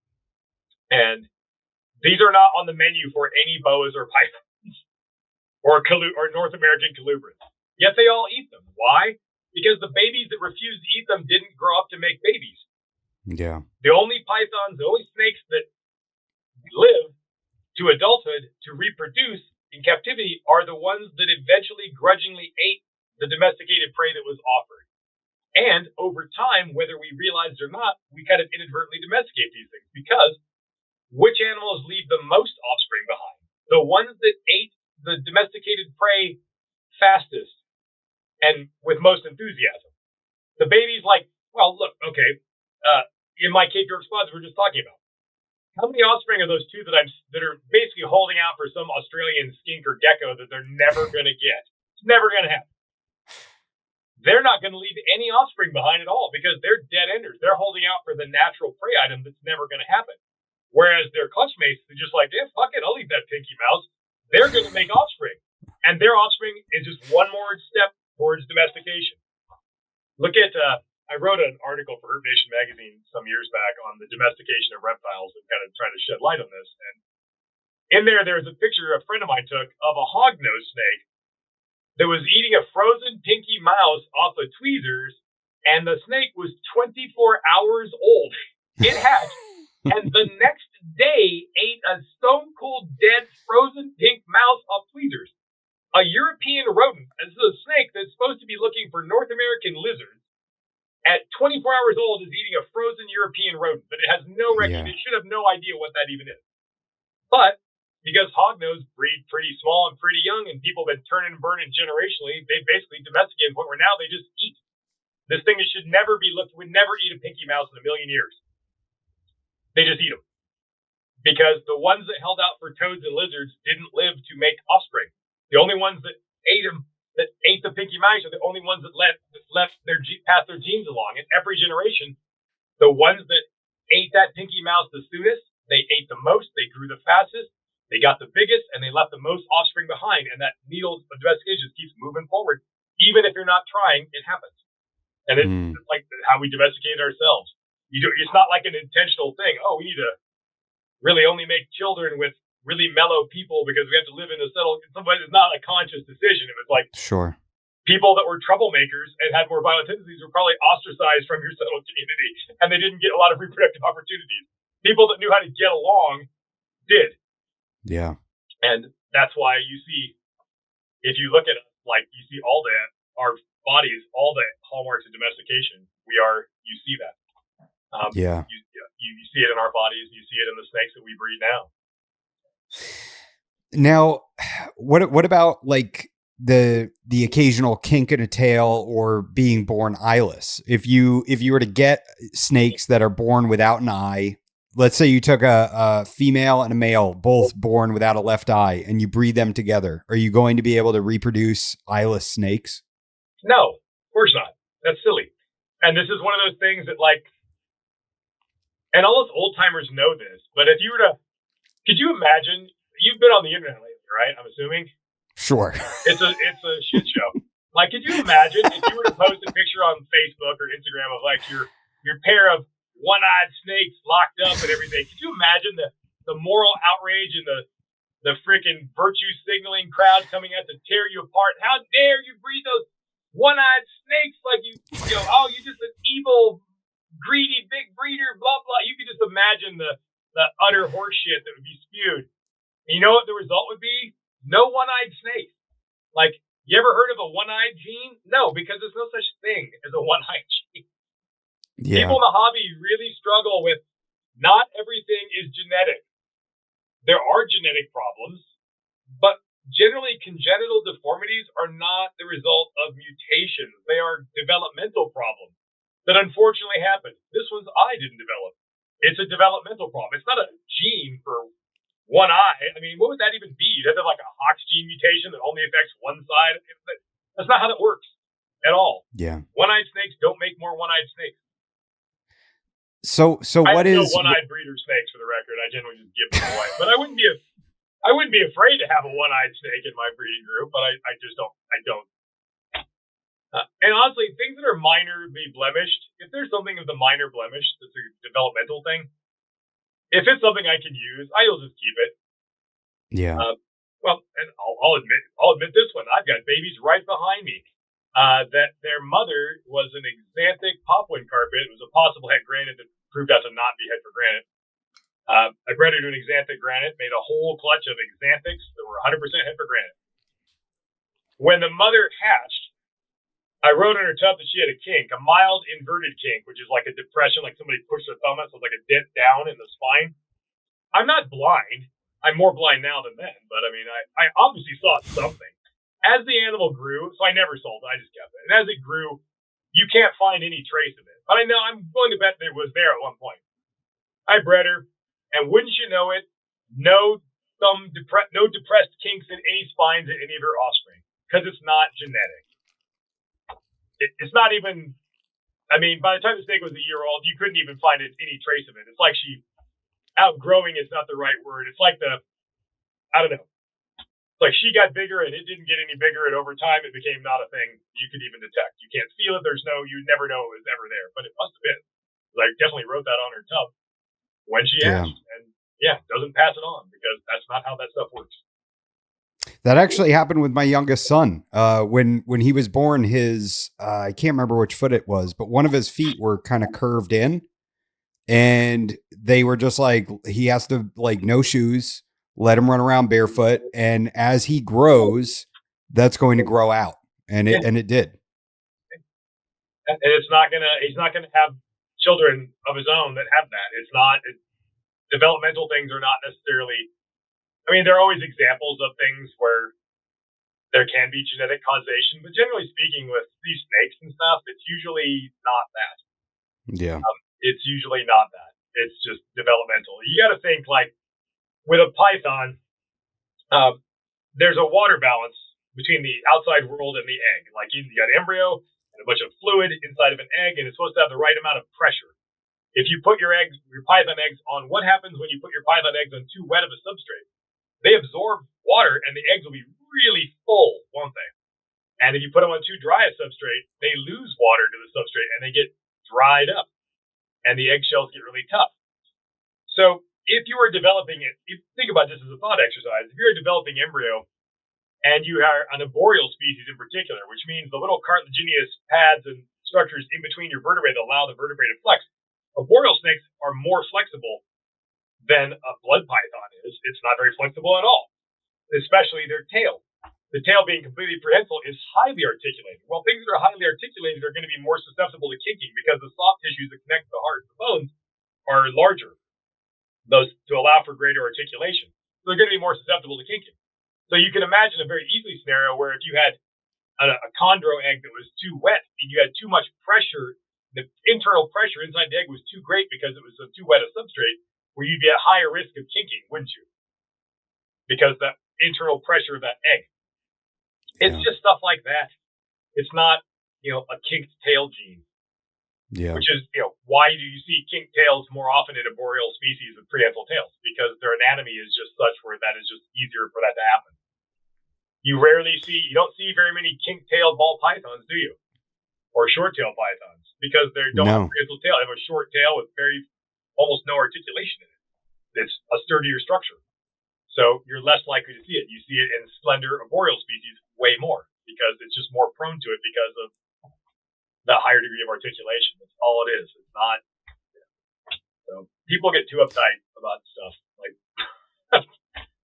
development. Does not mean, do not mean that they're not generally genetic in causation. So it's developmental. It's not a gene. It's not a genetic component. It's a totally different thing. Well, I mean, you can't ever say never. Like, it's general. You can say it is general. Those things are generally not genetic in causation. Yeah. There are examples where they are. Like, the kinking of a tail in a homozygous zebra jungle carpet is genetic. It's that mutation is causing that. And also in your batik blood pythons, because the batik morph in blood pythons is the exact same mutation as the zebra morph in jungle carpet pythons. It's exactly the same. They are both incomplete dominant genes where the heterozygous animals are a busy patterned animal and are otherwise fine, and the homozygous animals are patternless with a kink in their tail tip. It's the same exact gene in two totally different species.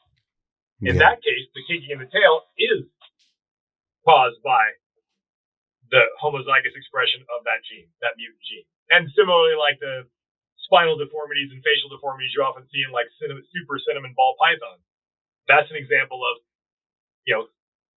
body, sometimes spinal kinking and facial deformities that are tied to a single gene. But those are pretty rare. And that I think those are the only two examples I can possibly think of are those two. And they're both ostensibly the same thing. Incomplete dominant patternless mutations where the homozygotes have a tendency towards kinking. That is not the same as your just random popwood carpet python has a kink in its tail. That is a random occurrence. But the number of times where you can point to a single gene mutation that is causing it is literally, I'm only aware of those two. And I look into this stuff all the time. There might be others I'm not aware of in other species I'm not as familiar with, but it's pretty rare. Generally, that's not what we're looking at. Lisa had a question for me to bring up to you about Morelia sex chromosomes. And for some reason, she said that it's too complicated for the DNA test companies to be able to determine sex based off of DNA. Did I totally butcher that? I know where they're going with this, and I'm trying to figure out what I'm allowed to say. Oh, boy. No one ever told me not to say So here we go. This gets wonky and in the weeds, but we will have answers to this in the fairly near term. As of right now, the only python for which we have a complete genome is the Burmese python. It got sequenced like 10 years ago. The second python for which we will have a complete genome will be the jungle carpet python, for this reason. And there will be two, one from male and one from female, because I donated the specimens to be sequenced. And they, had to do it the hard way by getting the genome from the inside of the snake.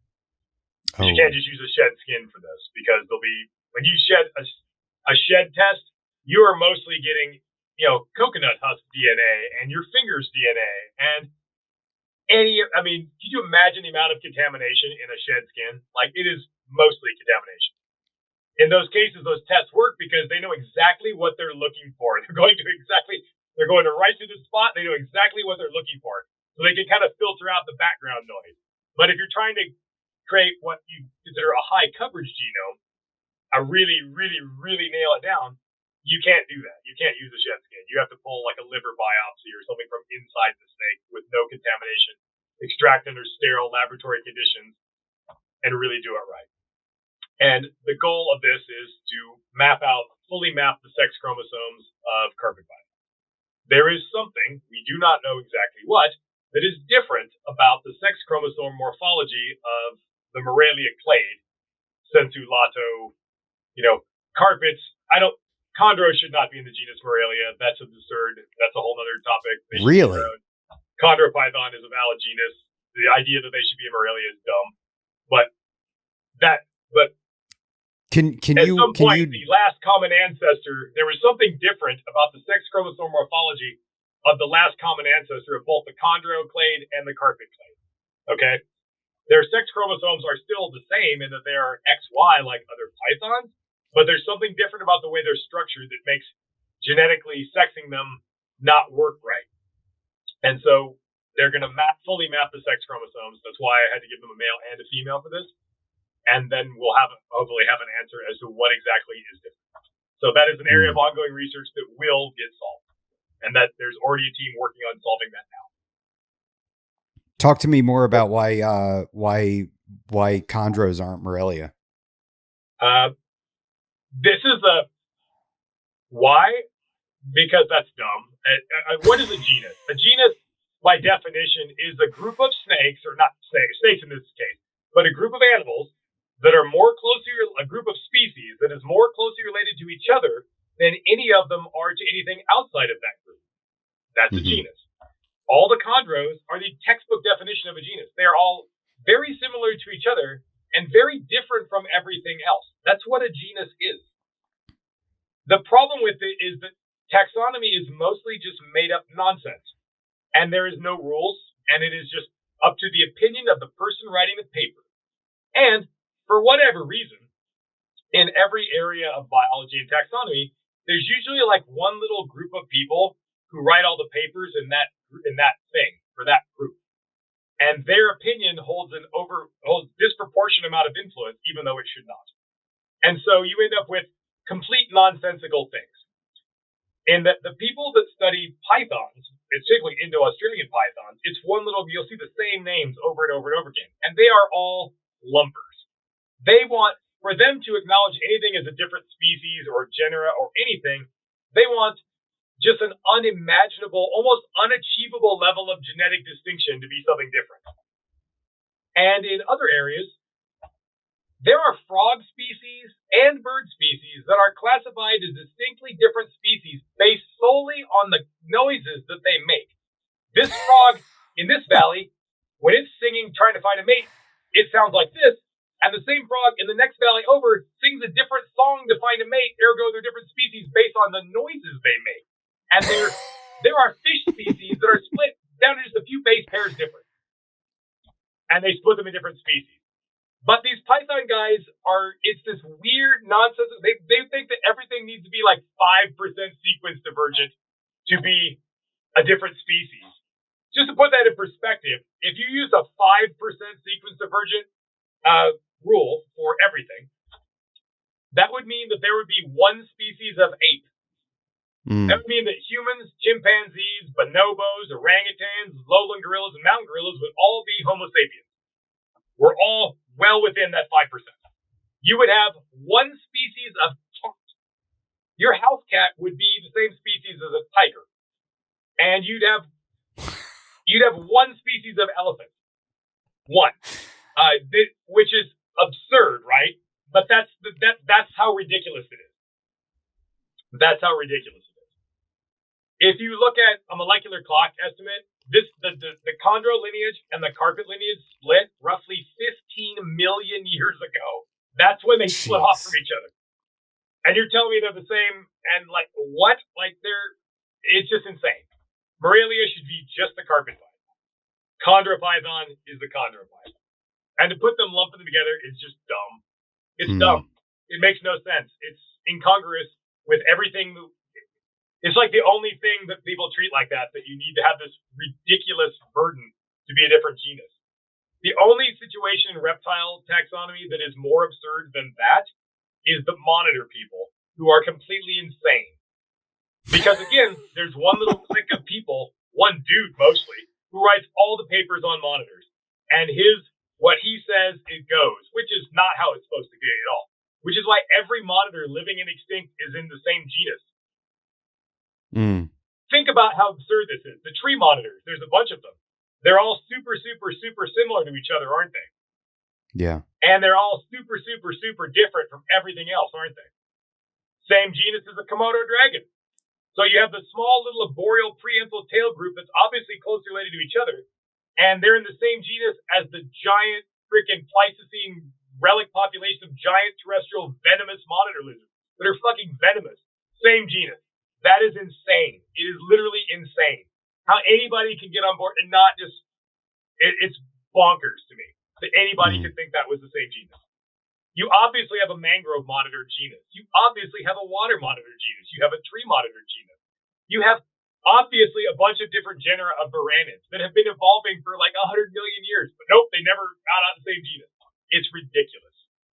Absolutely, it insults my intelligence. And it should insult everyone's intelligence that they're all in the same genus. Dumbest thing I ever heard of. Like, are you kidding me?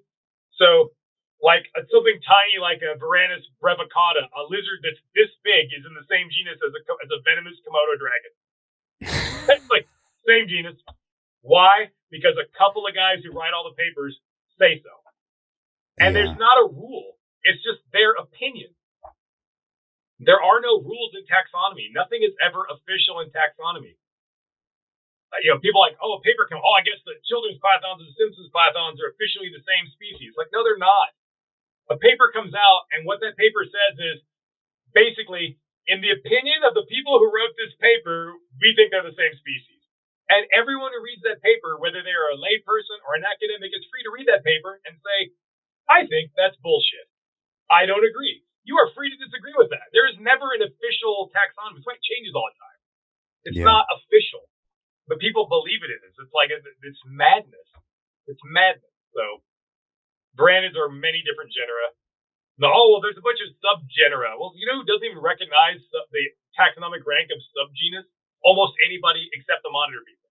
Like, it's like, those subgenera are just genuses. Why can't they just, I don't get it.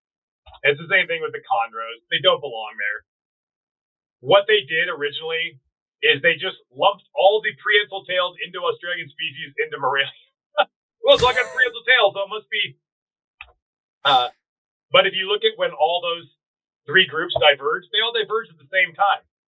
So if the Cymalia group diverged at the same time as the chondros diverged, at the same time as they're all equidistant, they all branched off at the same adaptive radiation around the same time.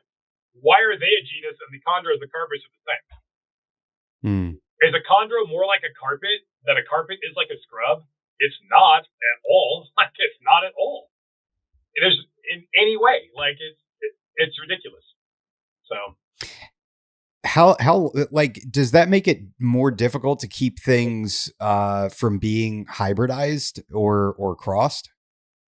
It's not a problem for me because with that kind of stuff, I will keep it as locality specific as I possibly can, to the extent that I can. Like if I don't keep chondros anymore, ostensibly because the chondro community drives me crazy, because it's all hybrids all the time, and I'm just not into it at all. I don't give a rat's ass about any hybrid green tree pythons. I could not be less. I would not take them for free. I could not be less interested in anything.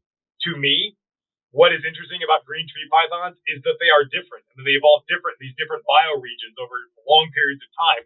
And as soon as you mix them all together, playing Frankenstein, trying to make some designer green tree python, you didn't create, in my eyes, you did not create something better.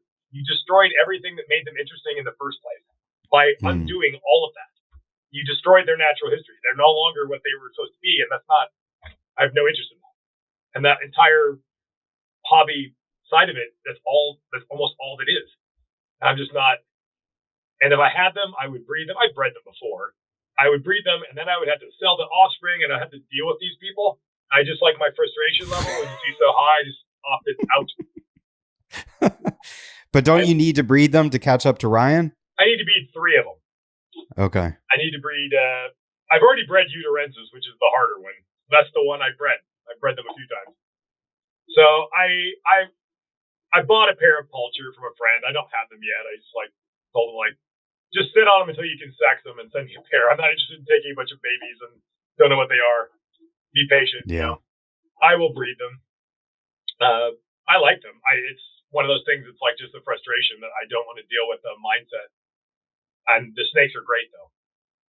I've had a bunch of them over the years, but I'll breed them. What makes the 3 different? That what are some of the differences that you find cool or appealing in the green tree pythons? Yeah. To me, it is just. I mean, the difference is. My favorite would be the Aru southern animals, which are Australia, Merauke, Aru, all that southern arc are pretty close related genetically anyway. I like those the best. They tend to not be as aggressive. I have never seen a quote unquote designer, which just means hybrid chondro that could hold a candle to a really nice Aru chondro with white splatters down the back and that blue mask around their face. I think it's just a beautiful, beautiful animal. You're not improving on that. That's my favorite. I found one of them in the wild. I found a Poultry recently on our trip to New Guinea. So I found 2 of the 4 in the wild now. Thinking about maybe trying to get to Biak this next year. And if you get to the Siderwasi Bay where Biak is, and you get to Biak in Japan, I could get the other 2 species of chondros I've not found in the wild. I'd like to find all 4 of them in the wild myself. That would be a cool goal to cross off the bucket list. But I like them. I can't do everything, at least not all at the same exact time anyway. Yeah. How important is herping to you? And how important do you think it is to somebody that keeps snakes to see these animals in the wild? I'm going to have a hot take on this. I don't think it really makes you more successful. I've been out and all over Australia a bunch of times. I've been through Southeast Asia. I've been through the Amazon. I've been to New Guinea now. And, I've been to all these places and chasing snakes. And it hasn't made me a better keeper. I didn't learn some valuable insight about scrub pythons when I found a big barneck up a tree. It's I didn't learn anything that was going to revolutionize the way I keep them or anything. But it's fulfilling for me.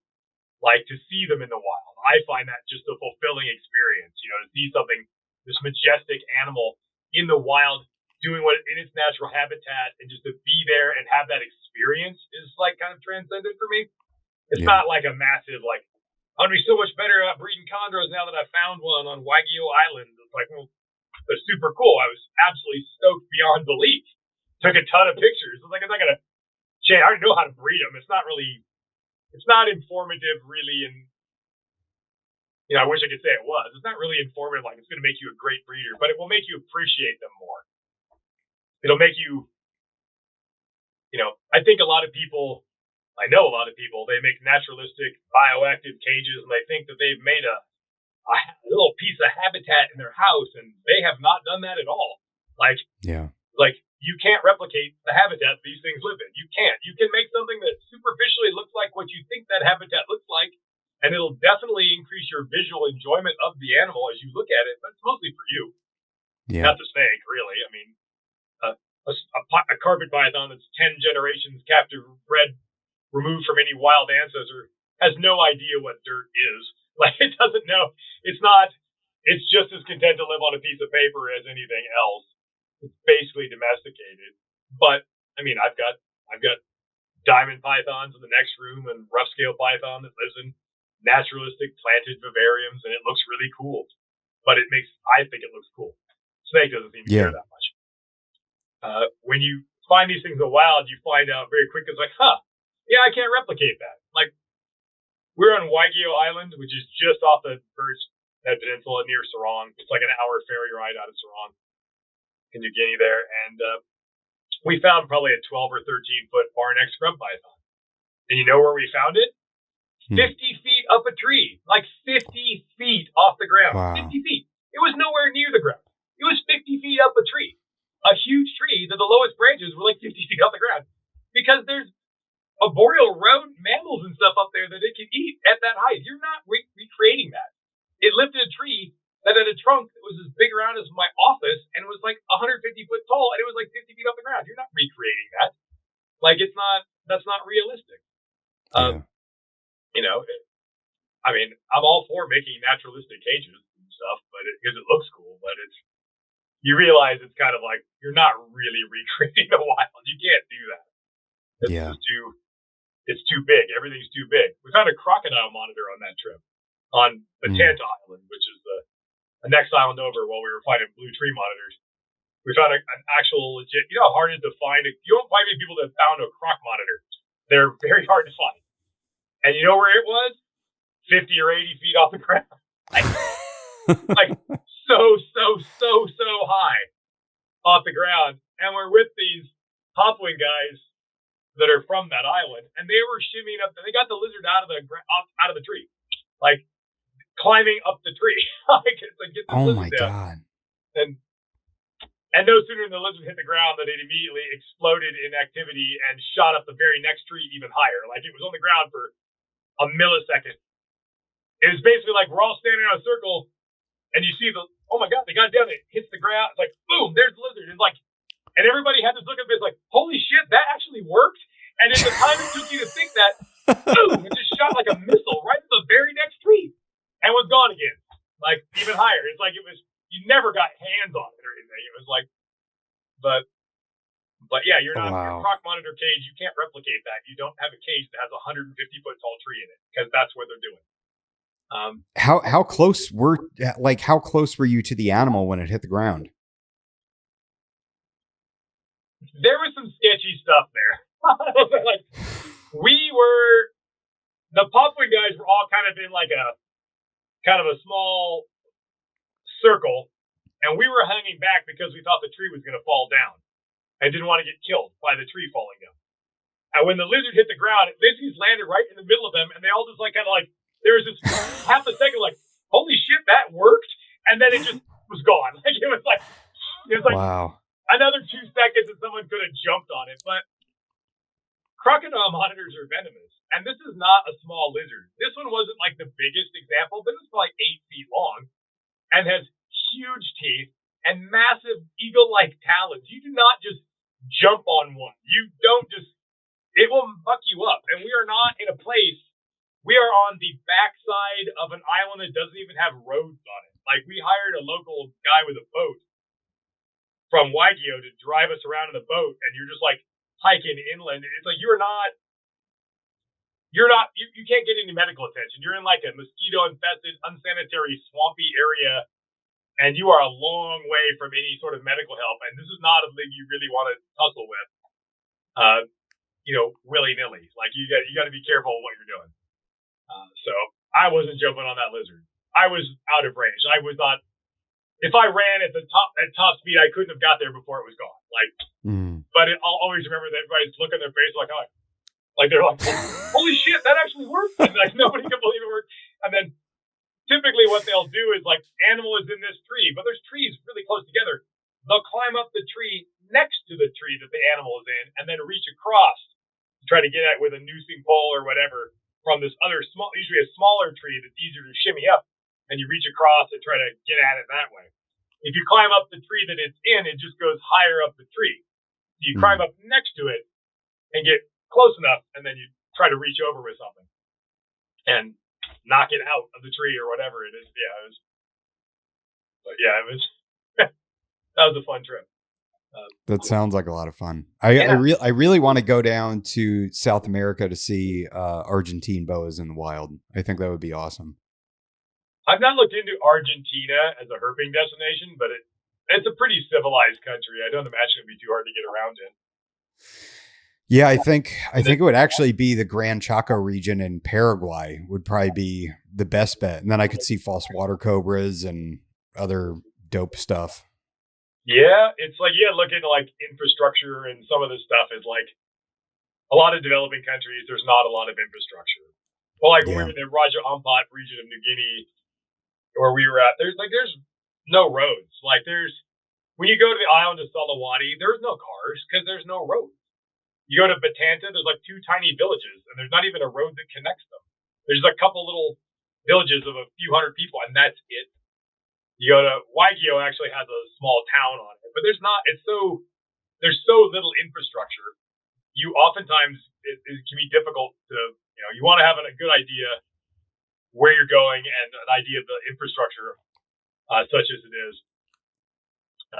I was looking into going to Ecuador 2 years ago, and it was kind of like a last minute sort of thing and everything. And it was just like, it just became, there's no way we're going to be able to do this.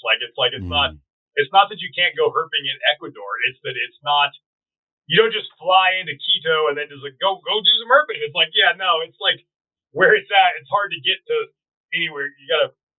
You can do it, but it takes a substantial degree of planning that we didn't have time for. So, but if you look into it and plan it, you can do just about anything, and it's totally worth it. You gotta. Yeah, and I don't think that I would ever go herping and like gain any kind of insight to keep the animals better, aside from maybe like, I don't know, maybe like minor stuff, but it has to be really fulfilling just on a human level, just for yourself to be able to see the animals outside. I remember just like the memories you make are the things that stay with you forever. And life is not about accumulating material bullshit, which is what we, particularly as Americans, like to tell ourselves it is. Life, the most important thing in your life is the experiences you have and the people you meet, the relationships you have with those people. That is what is most important at the end of the day. And I've known Ryan Young for, my God, almost 30 years. Like since we were young and relatively lean and had hair and, a long, long, long time. And for all that time, we've been talking about New Guinea this, New Guinea that, and our fascination with New Guinea species. And there was a moment where our plane landed at Sarong, right there on the Birds Evidence of New Guinea. And we got off the plane and our feet touched the ground and we just looked at each other like, I cannot fucking believe we are literally, after all this time, we are standing on the ground in New Guinea.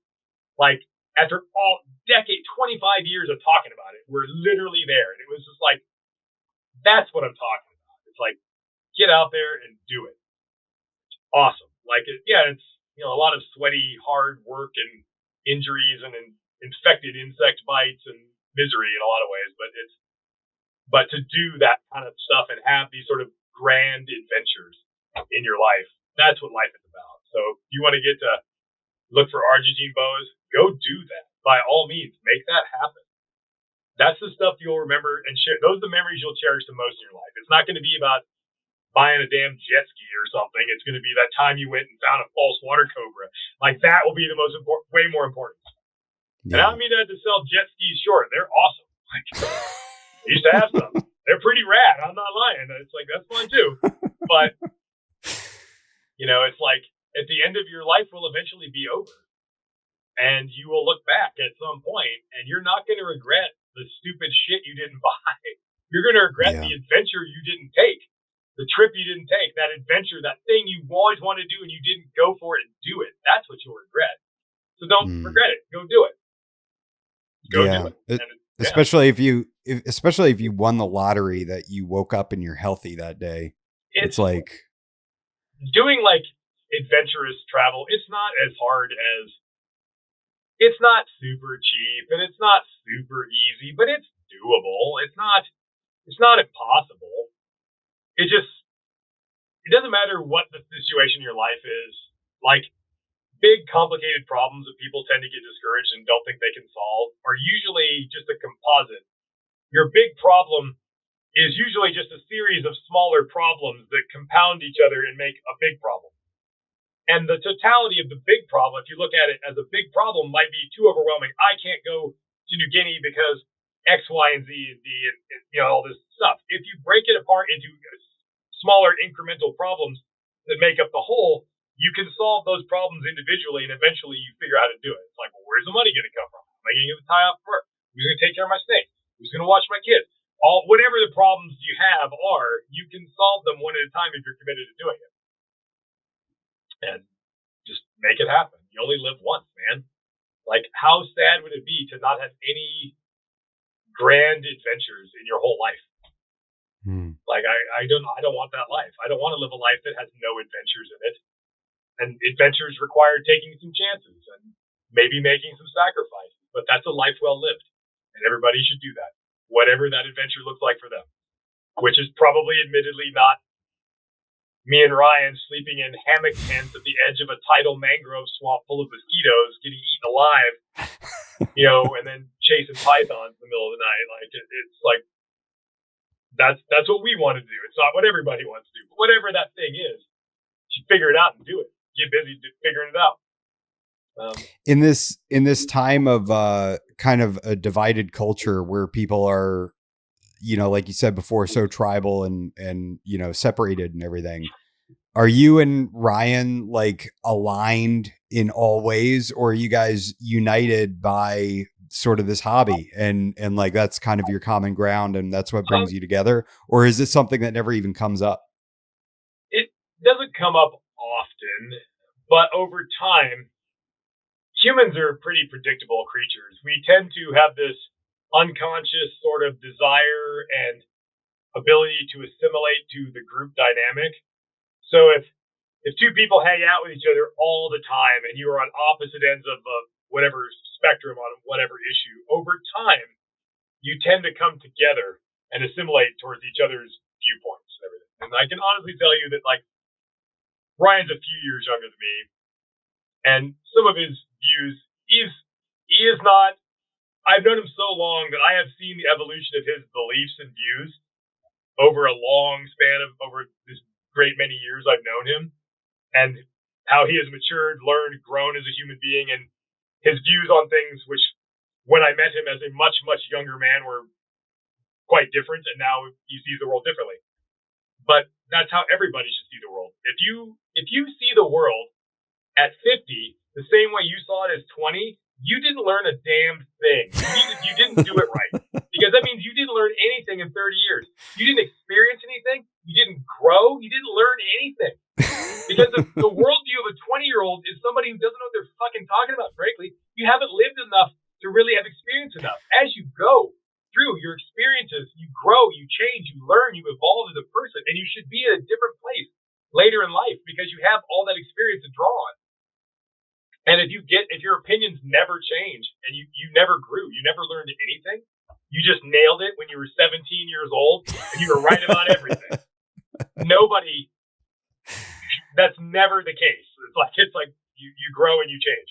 My opinions have moderated, have changed. I have learned more. My views on social issues, the role of government, whatever it is, are not the same as they were when I was 16. Sure. How insane would it be if they were, right? You've learned. Oh my God. And people tend to want to, the world and everything in it and all complicated issues, complex issues, are complex for a reason. They are not black and white. They are gray and they are nuanced and there are layers and there's complexity there. And for people who want to like boil everything down to a binary black or white sort of choice, good, bad, it's like, it's not, nothing is really ever like that. And that sort of gross oversimplification just exacerbates the tribalism we see. It's like, I am basically a slightly left of center libertarian for the most part politically, but I think most people probably are. They just don't know what that really means. But you can you can articulate a conservative viewpoint politically that's not crazy. You can make valid points, and you can make an argument that is rational. Even though I don't necessarily share all of those views, you can present that and make a rational argument for some of those beliefs. And Sure. on either side, for that matter, you can rationally argue for those things. I don't necessarily agree with everything you might be saying, but it's not necessary. You shouldn't dismiss out of hand people's views. I mean, Sure. You should listen to their views and then dismiss them if they're full of shit. But you shouldn't just dismiss them out of hand. Like, listen to people. I think if people just talk to each other and really listen to people and had an open mind and an actual discussion, you'd see far less of this. Yeah. Of this. Those are my favorite people. Those are my favorite people, are the people that I can talk to and they don't judge me for how I feel about something, and we can actually have an open discourse. Well, if you look at the role of government in our currently dysfunctional political discourse, what does almost everybody want is the same thing. Most people want the government to only do what the government has some business doing and not be doing things it has no business doing. They want the government to take only as much money from them in the form of taxation as it is required to do only the things that really need to be doing. They don't want to take extra money to do things they shouldn't be doing. They want to take only what you need to do only what you have some business doing. And other than that, they want the government to fuck off and leave them alone. Is that not what everybody wants? Pretty much. Yeah, that's pretty much what everybody wants. Nobody wants the government in their life. No one wants the government fleecing them all their money to do stupid stuff with. People want them to do what the government needs to do. And other than that, stay out of my business. That's what most everybody wants. How you arrive at that and what the details of what that looks like is all of the difference. But if you keep in mind that most people want, generally speaking, the same general sort of thing, then you're just disagreeing on how best to achieve that thing. You're on the same team the whole time. You're just disagreeing over how you get to the same end goal that everybody wants. It shouldn't be as adversarial as it is. Yeah. Because I get to be a person that wants to pay more taxes and wants the government to waste more of their money and the government to be more intrusive in their life. I've never met that person. Everybody wants to pay less in taxes and the government to leave them the fuck alone mostly and just do what the government's supposed to be doing. They just disagree on how to get there. Are you ever concerned about legislation regarding the animals that you keep, your livelihood? Yeah, I've been through this a million times. Every 3, 4, 5 years, we go through a big scare at the federal level where the usual suspect animal rights whack jobs try to pass the same sort of bullshit that threatens our existence as a hobby. And every time, we've mostly repelled them. But that doesn't mean we will always be successful. Or we need to always be vigilant, and it doesn't mean we'll always win. But these people are not going to stop doing this. They keep doing it now. They've mostly changed tack and try to do it at the local and state level now more. I produced African rock pythons in 2024, and I've been bedeviled with the ability to send them anywhere because of legislation in all these different municipalities. Because unlike most people who breed big snakes, I won't just sell them to anybody and ship them wherever. I will not send them to somewhere where they are not legal because I'm not incurring any liability for that at all. Yeah. So I have to look up and wherever they're at, their local wildlife and state level and local level county ordinances, city ordinances, whatever, to see, and it's always illegal. And what you find is it's always the exact same law.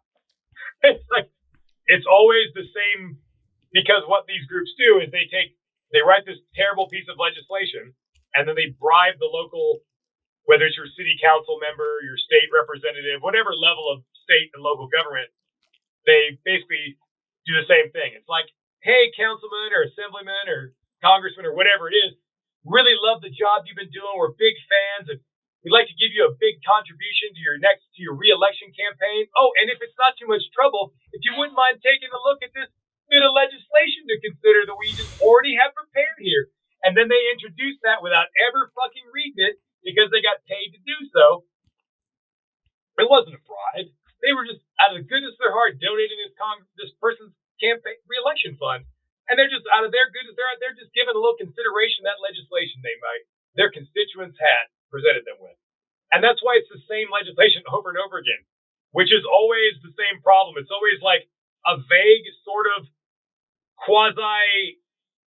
it's always like a ban on 8-foot snakes, whether it's unclear whether is it a species that could get to be 8 feet, or is it the snake individual animal has achieved a size of 8 feet? Ergo, could you have a 3-foot retic that is less than 8 feet? Would that be legal, or is it illegal by definition because it could get to over 8 feet?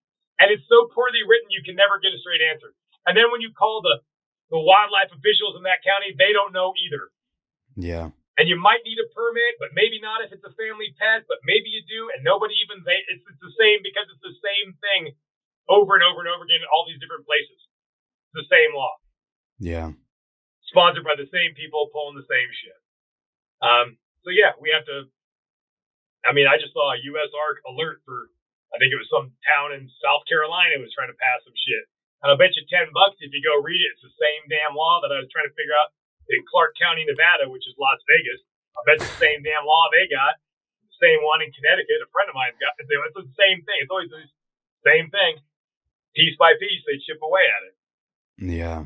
Because you might have noticed, there's always a certain percentage of the people in this country that cannot sleep at night unless they're telling everybody else how to live their life. They can't sleep at night unless they're telling somebody else's business. It's like, someone is deriving joy from having their pet snakes. I can't sleep tonight unless I crush that. It's like, there are those people. Yeah. So, Well, I'm going to ride this ride till the wheels fall off. I'm going to do what I love to do as long as I can legally do it.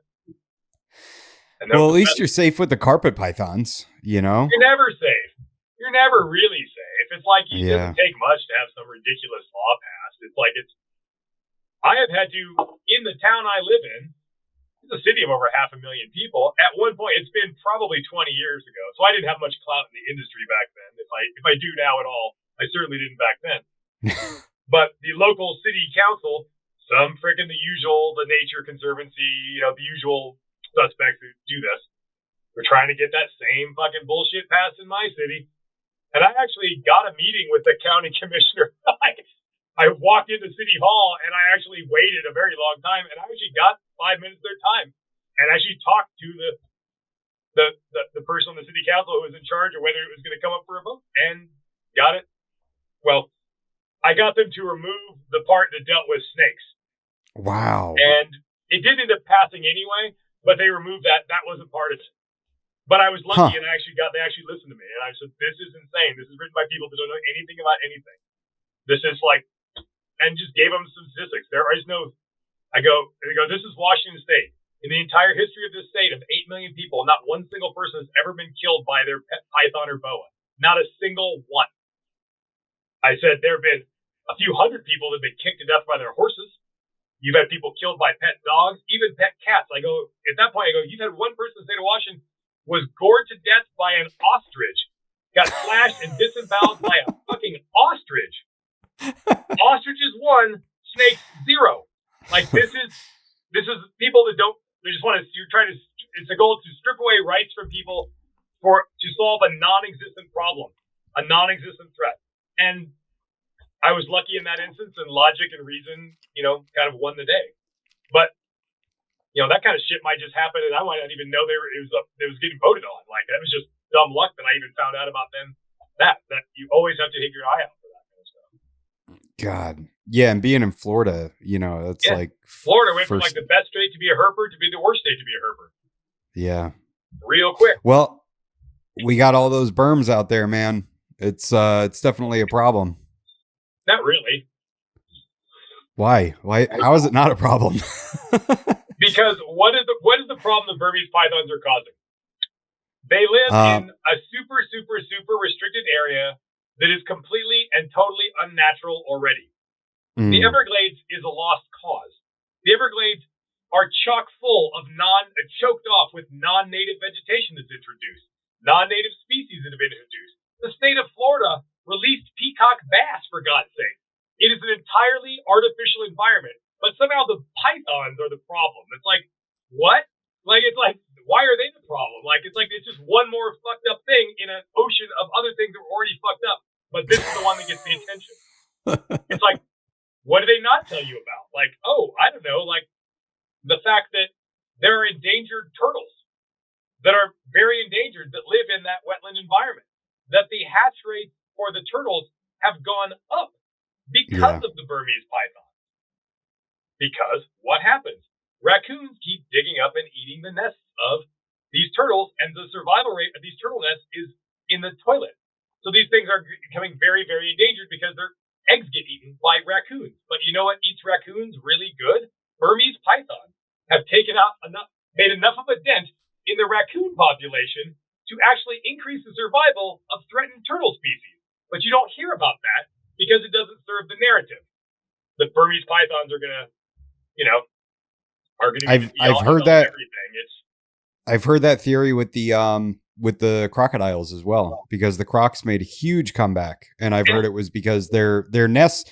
I didn't realize this. The crocodiles build like a really shitty nest. They literally like a turtle, basically. They just kick out a little bit of dirt, dump the eggs, and then it's like, all right, that's kind of it, and they'll stay in the vicinity, but they're not like an alligator. Like alligators really are territorial and protect their nests. And I heard the exact same thing, that the raccoons were devastating that. Humans bring in more raccoons that live off of our trash. Yeah. And so they end up scavenging the eggs and almost pushing these reptiles to extinction. Enter Burmese pythons, and these populations are exploding. It is.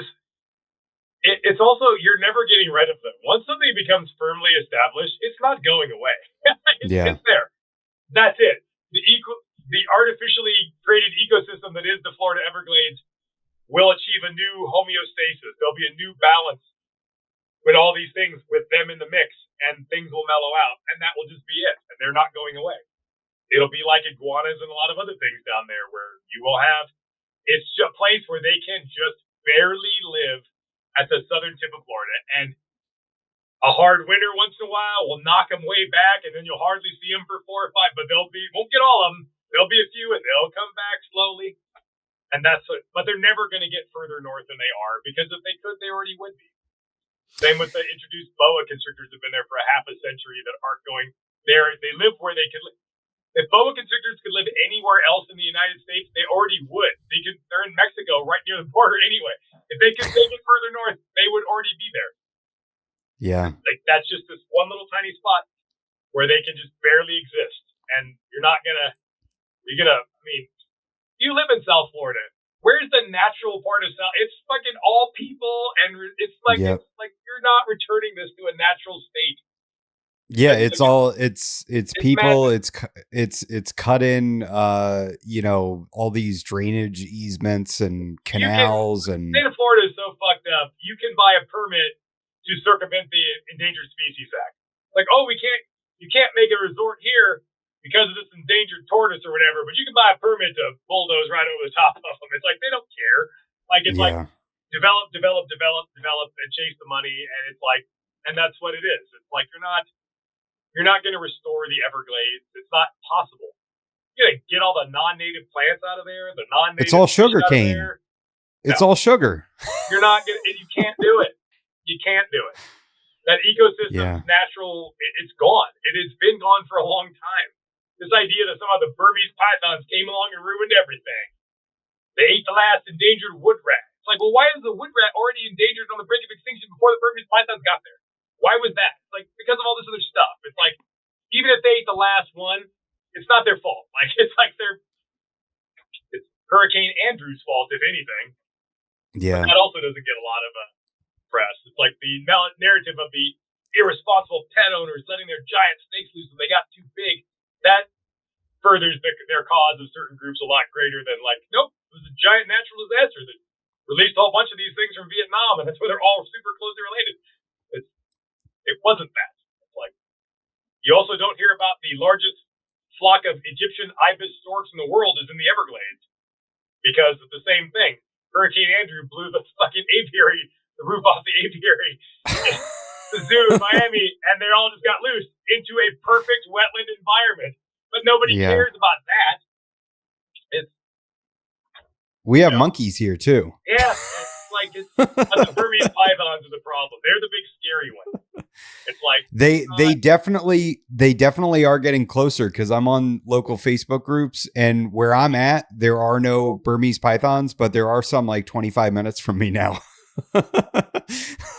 But we've had a couple warm winters, and like for us right now, they've probably been closer to you than that in the past, and then you'll get a hard winter, and then it'll kill half of them or whatever, and then like they'll knock them way back, and then they'll slowly creep back, but they're not going to make it to the Carolinas. That's insane. They're always going to be hemmed in by the climate. So where you're at, I would love to find a wild Burmese python in Florida. That'd be cool. You got to come out here sometime. Geckos or the Authorial chameleons or any of the other stuff that's down there. It's like there's tons of stuff. Yeah, I went out. We herped for several nights in the Everglades. We found cottonmouths, crocodiles, Nerodia, but no Burmese pythons. Yeah, I mean, I've got a friend, I'll remain nameless, who's down there, and he does a lot of that kind of stuff. And for a while, he was like, I don't know if he still is. He had a pretty sweet gig, catching iguanas, getting paid to trap nuisance iguanas. And even like on an Air Force base down there where they're like a legitimate problem, you don't want them getting into the engines of planes and stuff. Yeah. But you could never get all of them. So you'd go in once a year and clean out as many as you possibly could and everything, keep the numbers at bay. And then you got paid to remove the iguanas. Then you get to sell those same iguanas.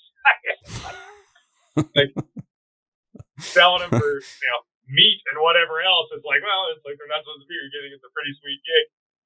But he always told me, you got to come down. He goes, I got at least one spot. I can guarantee you at least one burb. No matter, at least one. Like, you got a sweet spot for him. And he had a spot for Austerlitz chameleons. Like, there's Austerlitz chameleons. Like, the biggest chameleon in the world. That's cool. Like, that's crazy. Oh, yeah. So much stuff. It's like, a few weeks ago, we were sitting at a stoplight, at an intersection right next to Walmart, and there's a spiny tail iguana chilling by the storm drain on a bunch of rocks. It was pretty gnarly. A what? A spiny tail? Spiny tail. I have a pair of spiny tails of Similis in my living room. They're huge. Mine are captive bred by a guy in Seattle, bred them, but the parents were caught in Florida. Oh, really? Yeah, well, they're not protected. They're not supposed to be there.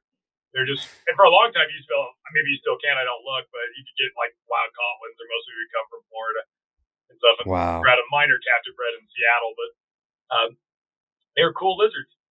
I'd love to go catch some of that stuff. I've caught them in Central America, Pterosaurus similis and stuff, their native range. But I don't know, once they get established, you're not getting rid of them. We have a bank near us, and we'll take Temu fishing traps out there and fill them up with crickets, and it just gets loaded up with agamas and randomly baby iguanas. Like randomly you'll find like this random baby iguana. You don't see the adults around, but you'll get a baby. Man, I don't know. I'd enjoy that, I guess. I mean, I recognize I'm not supposed to be there, but like still finding cool reptiles, like I don't have a problem. Yeah. We're not supposed to be here either. There's no cool introduced species in Washington State. It's way too cold of a climate. There is a non-native invasive whiptail lizard species that occurs in one tiny spot near a town called Moses Lake. They got accidentally introduced there, and they're parthenogenic. There's like this one like permanent water hole area out in the desert, and there's like just in the tree, it's one little tiny area, and they can't get out. They're just right there. And you can find them, and they're nowhere else. And there's nowhere for them to get anywhere else. I can't remember how they ended up there, but they're parthenogenic. So I've gone and caught a couple of those and photographed them, and that was cool. But yeah, I live in a place where anything gets out here is not gonna get established. Damn. So how's the Aspodites book coming along? It's moving. It's very easy to get off track with that. I really only have time to really write when I put things down for cremation, and I'm not. When things are breeding and eggs are hatching, especially, and I got to get babies feeding, and then it's like it takes up a ton of your time.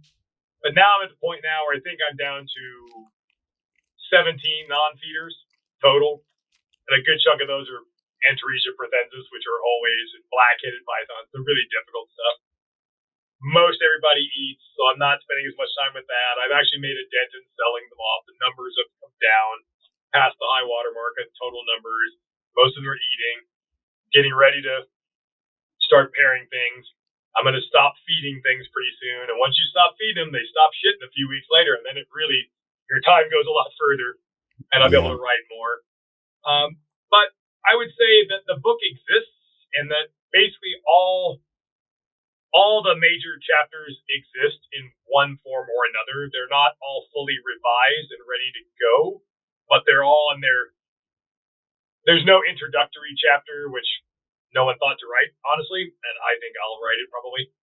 And there's no morph section. There's not really a lot of morphs in Asperities. There are a few. So there are hybrids, there are morphs, and there are a lot of like weird, polygenic, bizarre-looking animals that are of interest. There's probably going to be some sort of section that covers all of these like anomaly sort of things, because there's not like enough for a section of each of those things, but collectively. And people like looking at pictures of weird stuff. Really bizarre specimens. There are putative mutations that might be genetic, but they're not fully proven out yet. There's a lot of that kind of stuff.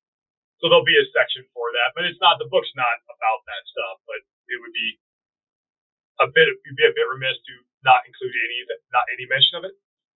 So that's got to get written. So that's not a very major chunk of anything. An introduction needs to get written. All the other chapters, all the important, species accounts, natural history chapters, reproduction, captive husbandry. There's a robust evolutionary history chapter. All that stuff exists and is in a fairly late stage. When you've got multiple authors, what you do, the process is like you divide up who's writing the first pass of each chapter.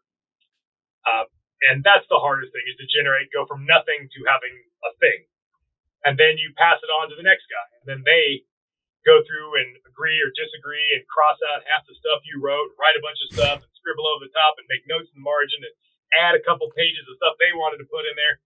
And then you pass to the next guy and they do the same thing. And then he goes back to the first guy and then he says, I don't agree with why you crossed that out. And you argue back and forth until everybody weighs in a couple of times in every chapter. And eventually these sort of different voices sort of homogenize into one voice. And you can't really tell who wrote what, because everybody wrote. Well, with the second edition of the Carpet Python book, I generally always write the evolutionary history stuff.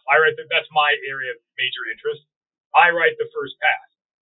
I sent that chapter to Justin, and he added 8 more pages to it that wasn't there. Like, he made minor tweaks to what I wrote, but he added a whole giant chunk, like 8 pages of text, which ended up being like 12 more pages by the time you put maps and charts and graphs and that kind of stuff. He added a substantial amount of additional material on top of what I had written, and then revised what I wrote. And then I went back through and revised it and went through, and it goes back and forth and back and forth and back and forth. But eventually, through that process, ideally, if you have an author with a book with multiple authors, you don't, in my opinion, you don't want to be able to tell this was written by this guy, this was written by this other guy. You should speak with one unified voice.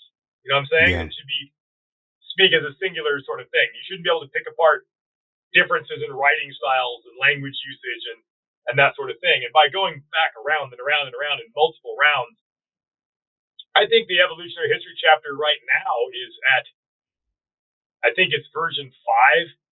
And you just you get the file, you make your changes, and then you save it and you add another number onto it. Now it's V4, now it becomes V5, and then you send it to the next person in the rotation. And they'll send you back V6 or to the next person in the chain of custody. And eventually you end up with 7 or 8 iterations of this until everybody's happy or nobody's happy. And then you're there. When you finally get there, you can't. But each round of revisions gets smaller and smaller and smaller. By the time you get to 6, 7, and 8, you're mostly looking for spelling errors and you're quibbling over minor word usage. It's like, do you use the word evolution? Do you use the word adaptation? This is the kind of stuff. The differences become smaller and smaller and smaller, and it more becomes about polishing the language and phrasing and not really content so much. The big contextual changes and stuff happen in the early couple rounds. So we are in the later rounds of everything. Nice. I need to go through with my additions and changes to the WOMA natural history chapter. which is already before I've never even gone through and offered my 2 cents, and it's already on the 4th iteration before I even start. So it's already in an advanced sort of state of review by the time I even get it, which means that at that point, my own, what I'm going to add to it is probably going to be fairly minimal because it's already gone through 3 previous revisions. It won't be, it won't be a huge, it's unlikely that I'm going to add a huge amount of material to it at that point. And so that but yeah, all that's a very long-winded explanation. We're working on it, I promise. Like, it exists. I am now starting to also pay attention to, you need a lot of graphics. You need to reproduce a lot of like cladograms, maps, and all this stuff to illustrate some of this stuff. So I'm trying to like recreate like maps that show the Earth at various times and stuff. Oh my God. Key moments in the evolutionary history chapter, like, okay, you talk about like, to harken back a couple hours ago now to the beginning of this, you talked about the Paleocene, Eocene thermal maximum. Also the time, which is the time when pythons arose as a group. So what did the world look like then? If you're talking about a radiation of pythons into Europe, well, what did that look like? And when you realize that, like, well, stuff wasn't in the same place it is now, and Europe was closer to the equator and was a series of large islands further south in an overall much warmer Earth, you can see how you would have had to, because it wasn't the world we're looking at. It was a different world then, and that's how that happened.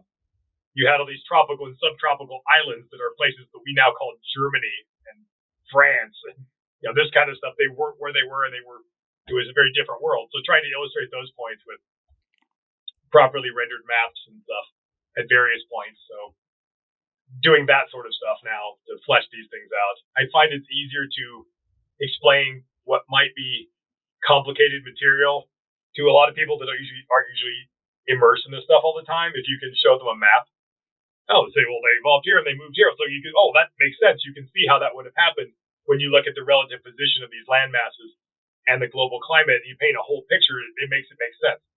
Because you say, there's pythons in Europe. People think, like of Europe today, it's like, well, that doesn't make any sense. It's like, but that contextual information helps illustrate those points. So. And endlessly rounding up pictures, and you spend a lot of time in this stage begging people for pictures. A lot of time.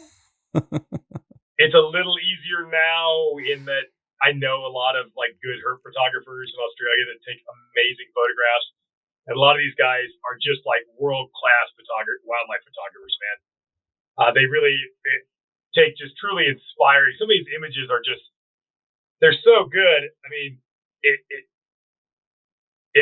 rises to the level of not just wildlife photography, but really art. Like you capture a moment so perfectly that when you see it, you can just feel the heat and you can just it puts the viewer in that place.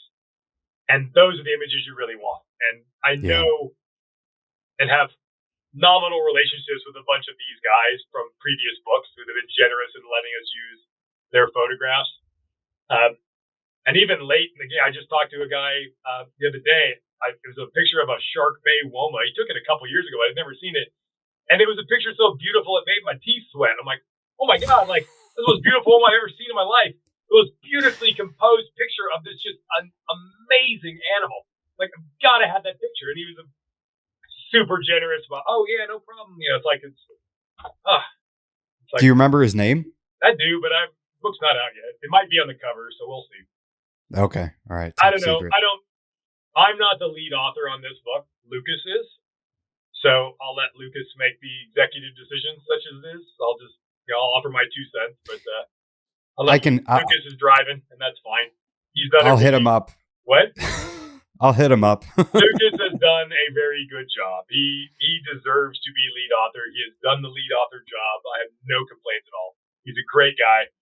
And he has truly been the driving force, nudging this along and poking us, and everything. So as first author, he has absolutely earned that and deserves it, in my estimation. No question. I tend to think, I always pictured the book having a black-headed python on the cover. And but that Woma shot is like, ooh, man, it's a good looking snake. And just a great image. So I don't know. I'm sure it'll be probably like a, one species on the cover and one on the back cover kind of a thing. Yeah. But you also, it's not just, you got to look for like that picture that has that perfect juxtaposition and orientation and composition for a cover, because it's always like a vertical aspect ratio. You want that. And this picture is slightly more horizontally composed, so maybe it's more of a back cover sort of thing. But maybe I'll get outvoted and won't be on any cover at all. But I sure think it should be. It's one of those like Lucas is absolutely killing it too. I feel like he's going to be a household, like imagine him like 15 or 20 years from now. Like he'll be, I think, a household name in regards to herpeticulture. I hope he is. He's like I've known him for a long time. I talk to him all the time. He's like the nicest guy ever. Like, a lot of people might think I'm a jerk probably half the time. I'm not. I know who I am. Like, I'm not. I don't pull my punches. I say what I think, and that ruffles people the wrong way. Obviously, sometimes, like, as that sort of thing tends to do. But Lucas is just one of those just genuinely just super nice people. Yeah. When you talk to him, that person you think he is, that's who he is. He is just the nicest guy. He's a hard worker. He's really done he's really done a lot with this book to shepherd it along. And I'm happy for him. I'm happy to be second, third, or fourth banana on the cover. It don't matter. I don't care. Lucas, it'll be Lucas Lee, and then followed by 3 other names. And I don't care where I'm at in that. He needs to be first. He has earned that. And yeah, he's been crushing it. I'm buying snakes from him now. Like, what? Like, what the hell's going on? Like, I bought 3 snakes from him this year. Like, yeah, he's crushing it. Oh, and and the diversity. What? The diversity of everything that he's breeding. He bred like a little bit of everything. I told him, though, it's like, man, you got to be, the law of averages is a bitch, though. It'll catch up to you. It's like, you have that, like, really amazing year or two. There will be years where it all goes to hell. It's like, enjoy this now and hope that you didn't just use all your luck up for the next 5 years in one season. Because he has done phenomenal chondros, diamond pythons. He got some great junk. He's got a bunch of stuff. Like, indigos. Yeah. Like, he is just, and that's not easy to do. Like if you were going to breed, I'll just say carpet pythons because there's a wall of them behind me. But if you're going to, a lot of that stuff is fairly similar and not exactly the same species, but it's not that different. And a lot of it you could treat damn near exactly the same. So to do a lot of very similar things is one thing. To do a lot of completely different things that have very different requirements is like, an indigo is about as far from, a children's python as far from a chondro as you're going to get. Like, these are very disparate sort of situations, and to nail it on all fronts with all this very different stuff is great. I mean, I'm happy for him. He's crushing it. He is. He is. I deserve to go on Australia with his fiance and his family, which is usually the kiss of death. You go with your family, you're never finding anything. And he crushed that too. Couple of wild southern coastals, a diamond python, monitors out the wazoo. Like, are you kidding me? Like, your first trip to Australia and you crushed that? I've never found a diamond python, and I've looked. I've never found a southern coastal, and I've looked. Like, he's just, he's doing great. He's a fortunate guy. He couldn't happen to a nicer, more deserving guy, in my opinion. For Can't sure. say enough good things about the dude.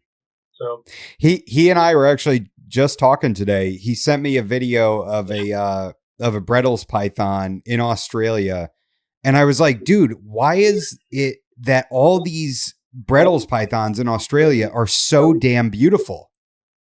UV light? You think that's what it is? Yeah, that's what it is.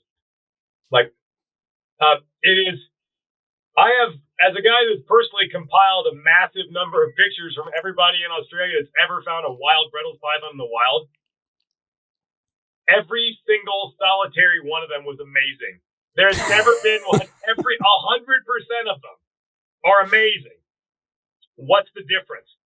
The spectrum of light they're exposed to, natural sunlight all the time out in the desert sun. That's what it is. There's a lot of anecdotal evidence that shows that as well. They're not supposed to just go collect wild Brettles pythons and bring them into captivity. Obviously, that has happened. And candidly, you're like, yeah, after a year or two, they start to lose a little bit of color. It's like, yeah, because they're not on the sun anymore. why that's all it is. And we know this, and this shouldn't even be a surprise. UV light is not necessary for pythons. It's one of those perennial debates in the hobby. There's no debate. It's not necessary at all. Full stop. That's nonsense. Your Bowen's pythons don't need UV light. That's ridiculous. But they don't need it, but that doesn't mean it doesn't have any effect at all on color. And we see this in other things. It's like you see lizards that which are, when exposed, there are lots of examples of lizards where, when they keep them outdoors, they're way more colorful. And then in captivity, they're more drab. I first learned that probably 30 years ago. I was at the San Diego Zoo. And I've seen a lot of white throat monitors because they used to import them all the time. Sometimes great big ones.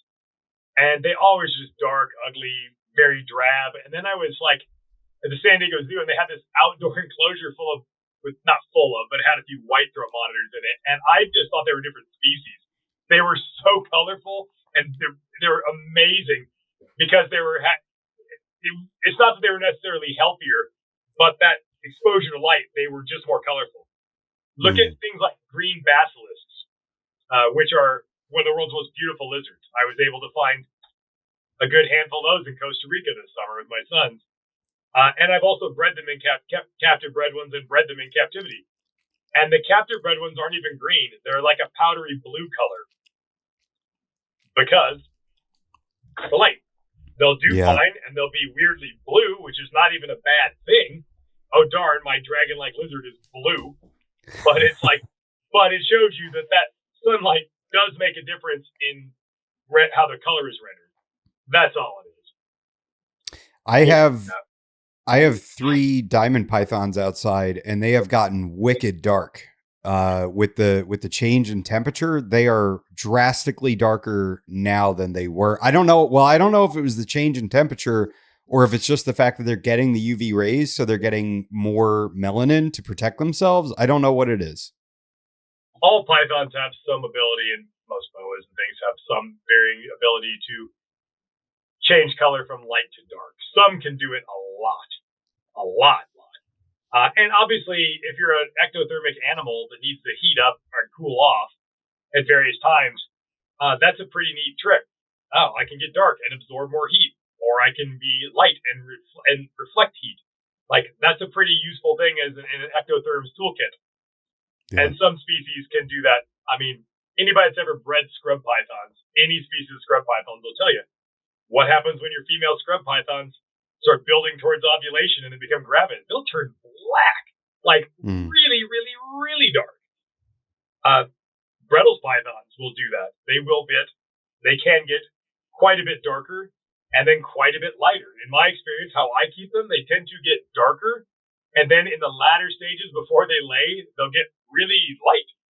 And so it just works out great. So when you take a picture of them sitting on their clutch of eggs, they look amazing. But they've been good. They are dark when they need to be dark. They are light when they need to be light. And that if you live in something like a Brettles python or a diamond python or a Bowen's python, these animals that live in more challenging environments, climate-wise, where you have more larger temperature swings from day to night and seasonally, that ability is pretty freaking useful. Yeah. And so you would expect that.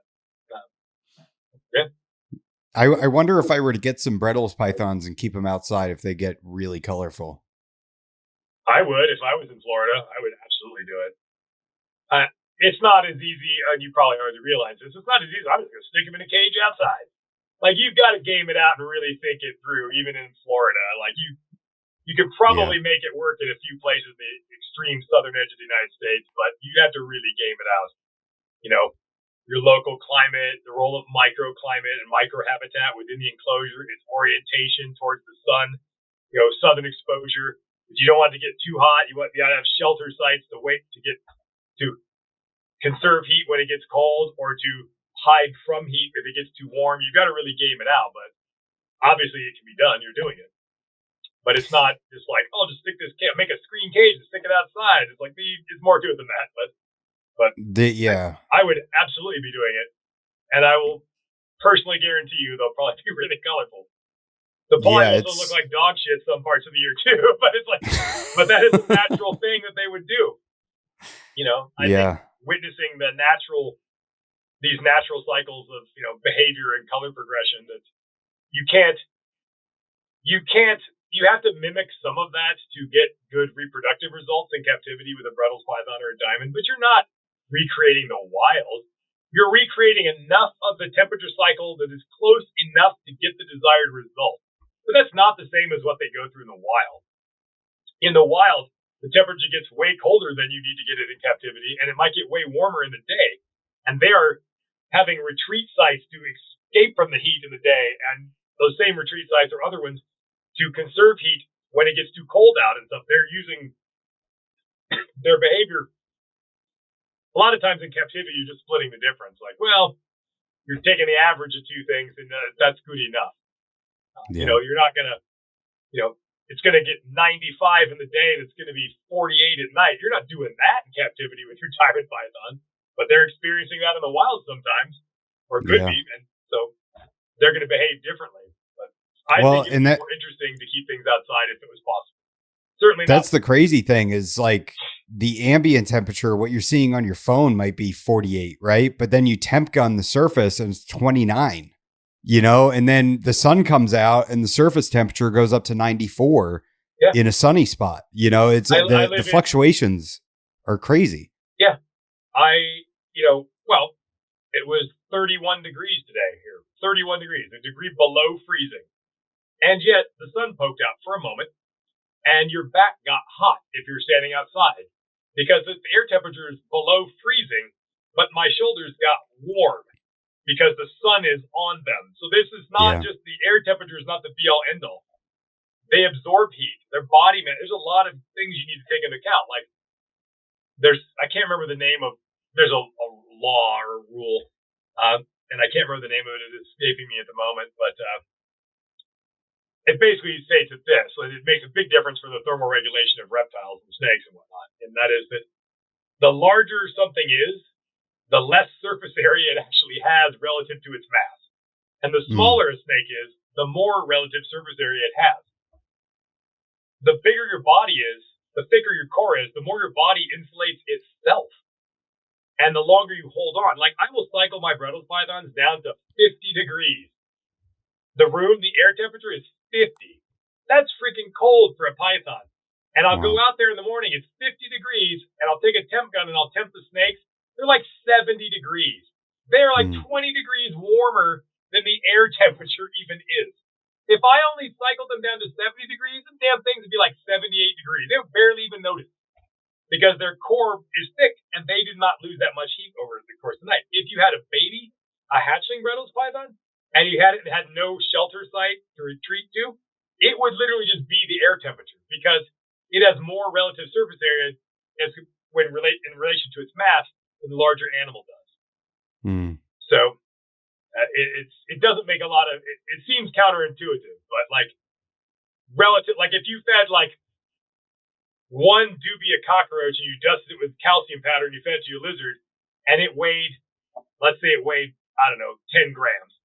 And then you fed 3 crickets that weighed 3.3 grams each. You said exactly 10 grams of insects, but it's 3 insects versus 1, and you dust them all with calcium. There'd be way more calcium powder on the 3 crickets than there would be on the 1 because the relative surface area of the 3 small things is greater than the 1 large thing.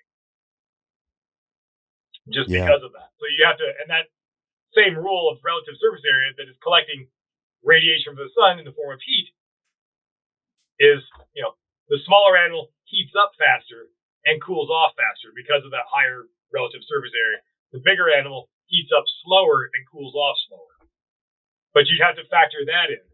So if you're going to keep something outside in Florida or whatever, the bigger animals, if they're an adult and you put it out there, they're going to handle it a lot better. It's going to be a lot easier because they're never going to get to they'll never even get to the air temperature around them. Yeah. They'll crawl in their insulated hidey hole, and they'll be surprisingly warm. You'll watch them if you get them. Even like my Bredl's pythons in the little hibernaculum I built, they don't really hibernate, but just for lack of a better term. Like you'll see them go into, and you'll see diamonds do this, they'll go into the heat conservation pose. They'll are your diamonds outside adults? 2 1.5-year-olds, and the other one is an adult. I don't know if they're young if they'll do it, but you'll see like older animals, and maybe yours do it too. If it gets real cold, for them. They'll get into a tight coil, almost like they're sitting on eggs. And by doing that, they're decreasing the amount of surface area that's exposed to the colder air around them. And it is that's a maximally efficient position that they'll adopt to conserve their heat through a cold night. If you wanted to cool off, you would stretch out and increase the amount of you that is in contact with the air to cool off. And the converse is also true. You'll coil up tightly to conserve heat. What do you do when it's really super cold outside? Do you walk around with your arms out like this? No, you shiver like this. You bring your limbs in close to yourself to reduce the amount of surface area in contact with that cold air. And your snakes do the same thing. So keeping them outside, you'll actually be able to see these sorts of behaviors you don't really see much in captivity when they're not exposed to that. Oh, it's wild. Yeah, I mean, I have the two young females together, and they get like tangled up with each other, and I'm assuming that they're probably conserving heat just doing that. Yeah. But you'll see a more natural range of behavior keeping them outside. It's super cool. I don't think it's necessarily better for the snake, or it's like, or better for the offspring, but I think it's more rewarding for a keeper. I can't do it because of where I live. It's like I'm almost in Canada. That ain't going to work. I can't keep anything outside. Like but I would if I could, man. If I live where I think it would be really cool to observe and enjoy and see that. So if you can, I would. Yeah, it's incredible. It's incredible just because they do exhibit so many different behaviors just based off of what the sun is doing. The sun comes up and they go up into the top of I have bottle brush in there too. I'm trying to go with like native Australian, foliage for them to climb around on, and they go up into the branches and get the sun rays, and then, they'll hide when it gets too hot. And as long as they've got a place to escape the highest temperatures and a place to also escape the lowest temperatures, which there's a bunch of ways you could do that. You've got to have insulated retreat sites where they can get away from the extremes of temperature. If I was you, you should get a pair of inland carpets and a pair of Bredl's pythons. I'd stick them all out there because they're all, if you look at how far south the southern edge of the inland carpet range is, it's almost as far south as the diamond. They could probably, if you put thought into the cage design and everything and you did it right, I'm confident you could keep them outside year round, and I'm confident you keep the Bredl's outside year round. That would be pretty epic. But again, it's like, you might have to set up a thermostatically controlled basking lamp or something if it got rude, that only comes on if it gets below like 40 in some freak situation. It's like a fail safe, maybe it goes a year or two without ever coming on at all, but it exists. I mean, believe it or not, we had one night where it went down to 30, I think 35. And I talked to Scott Eiper about it, he's like, insulate him with hay and, kind of give them a place to retreat to it. And then just to be safe, because, they are young, like my females are young and small. My wife put a tarp over the cage and kind of tucked in the corners. So when I temp gunned the top of that tarp in the morning, it was 29. And I had my stories. I can't remember the exact temps, but the animals themselves were like, I don't know, like high 40s, low 50s, something like that. And they were fine. Everybody was okay. Totally fine. Yeah. It was terrifying though. An inland carpet or a Bredl's python would also have been completely fine. I think like they look cool. They behave in a more natural way. You see behaviors you're kind of forcing them you're making their life harder is what you're doing. But that would force them to behave in a more natural way, which I think as a keeper, that would be fascinating to watch and would be super cool. I'm jealous I can't do it. So yeah, I'd totally do it. And those other two species, they can handle it too. I think I know a guy that breeds those. So yeah, you do. Like give you a couple right there. They're almost all girls though. So, but if you like your diamonds, you love inland carpets. They're Bredl's and inlands are the two most docile of all the carpets, and they're super hardy. There's no reason, nothing not to love. Yeah. And at some point I'll have to look into that. That would be fun. The outdoor cage design, like I have them right now in just Reptibreeze for like 2x2 by 4 foot tall screen enclosures on my patio because I can control it more, and They have a ton of cork bark that they can go inside of and under and hide and all this, but the outdoor enclosure is actually, I had a mason come in and make a 5 foot by 3 foot concrete base. And then I built a wood base up on it. So it's about 5 or 6 feet tall. And so that's where the male is going to get moved out to. But like you said, it takes a lot of planning and making sure that it's executed properly, that once he goes in there, I'm not going to have to, I don't want to mess with him a lot. I want him to kind of go in and be good. And the only thing I want to do is feed him and change his water. And just, eventually introduce the females and keep the trio together. Well, we're at the almost 3 hour mark, and I just remembered the name of the python species from Messel, Germany. It just popped into it only took 2 hours and 52 minutes to remember. If anybody's still paying attention, it's Macellopython freyi. I don't know why it just now popped into my phone. I finally remembered. The oldest python in the fossil record at 49 million years, Macellopython freyi. Oh, that's hilarious. Well, I guess we should wrap up here pretty soon. We are going on a little long, but I got to eat something probably. Yeah, I'm hungry too. Real quick, on your Costa Rica trip, what are some of the highlights? What are some of the coolest herps you saw with your boys? The highlights were spending time with my 2 young adult sons. That's what was the most important thing. That was the whole reason. Hell yeah. And trying to expose them to the kind of the joy and of traveling and having those experiences. It was pretty freaking great. My older son's a little hard to get enthusiastic about much of anything. And he found a pair of red-eyed tree frogs engaging in amplexus on a branch. They're literally mating. And it was a little too high. You could see it, but it was hard to get, I tried to get video with the GoPro and it was too shaky, but he actually found a pair actually mating in the wild, and he was pretty stoked about that. And seeing the looks on their faces, that kind of the goofy things. And sometimes the coolest things you find aren't even necessarily reptiles. I did not know that there were arboreal porcupines in Central America. What? We found 3 of them. What the hell's up the top of that tree? And we're looking at it. It's it's this weird small arboreal porcupines. We found several of them. That was cool. Found multiple sloths, including a sloth with a baby. What? In the branches overhanging over the river. And we went rafting down the river in the dark at night with spotlights and spotlighting the banks from a river, floating the river in the dark.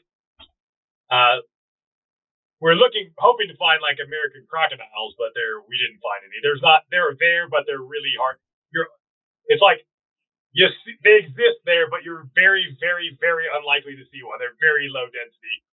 Yeah. But it was theoretically possible. But there's a sloth with a baby at the edge of the water. That kind of stuff's awesome. Found a bunch of different snakes, weird slug-eating snakes, snail-eating snakes, all kinds of cool stuff. It was just, but mainly it was spending time with your kids and and teaching and going on an adventure with them. That was the most important thing. So awesome.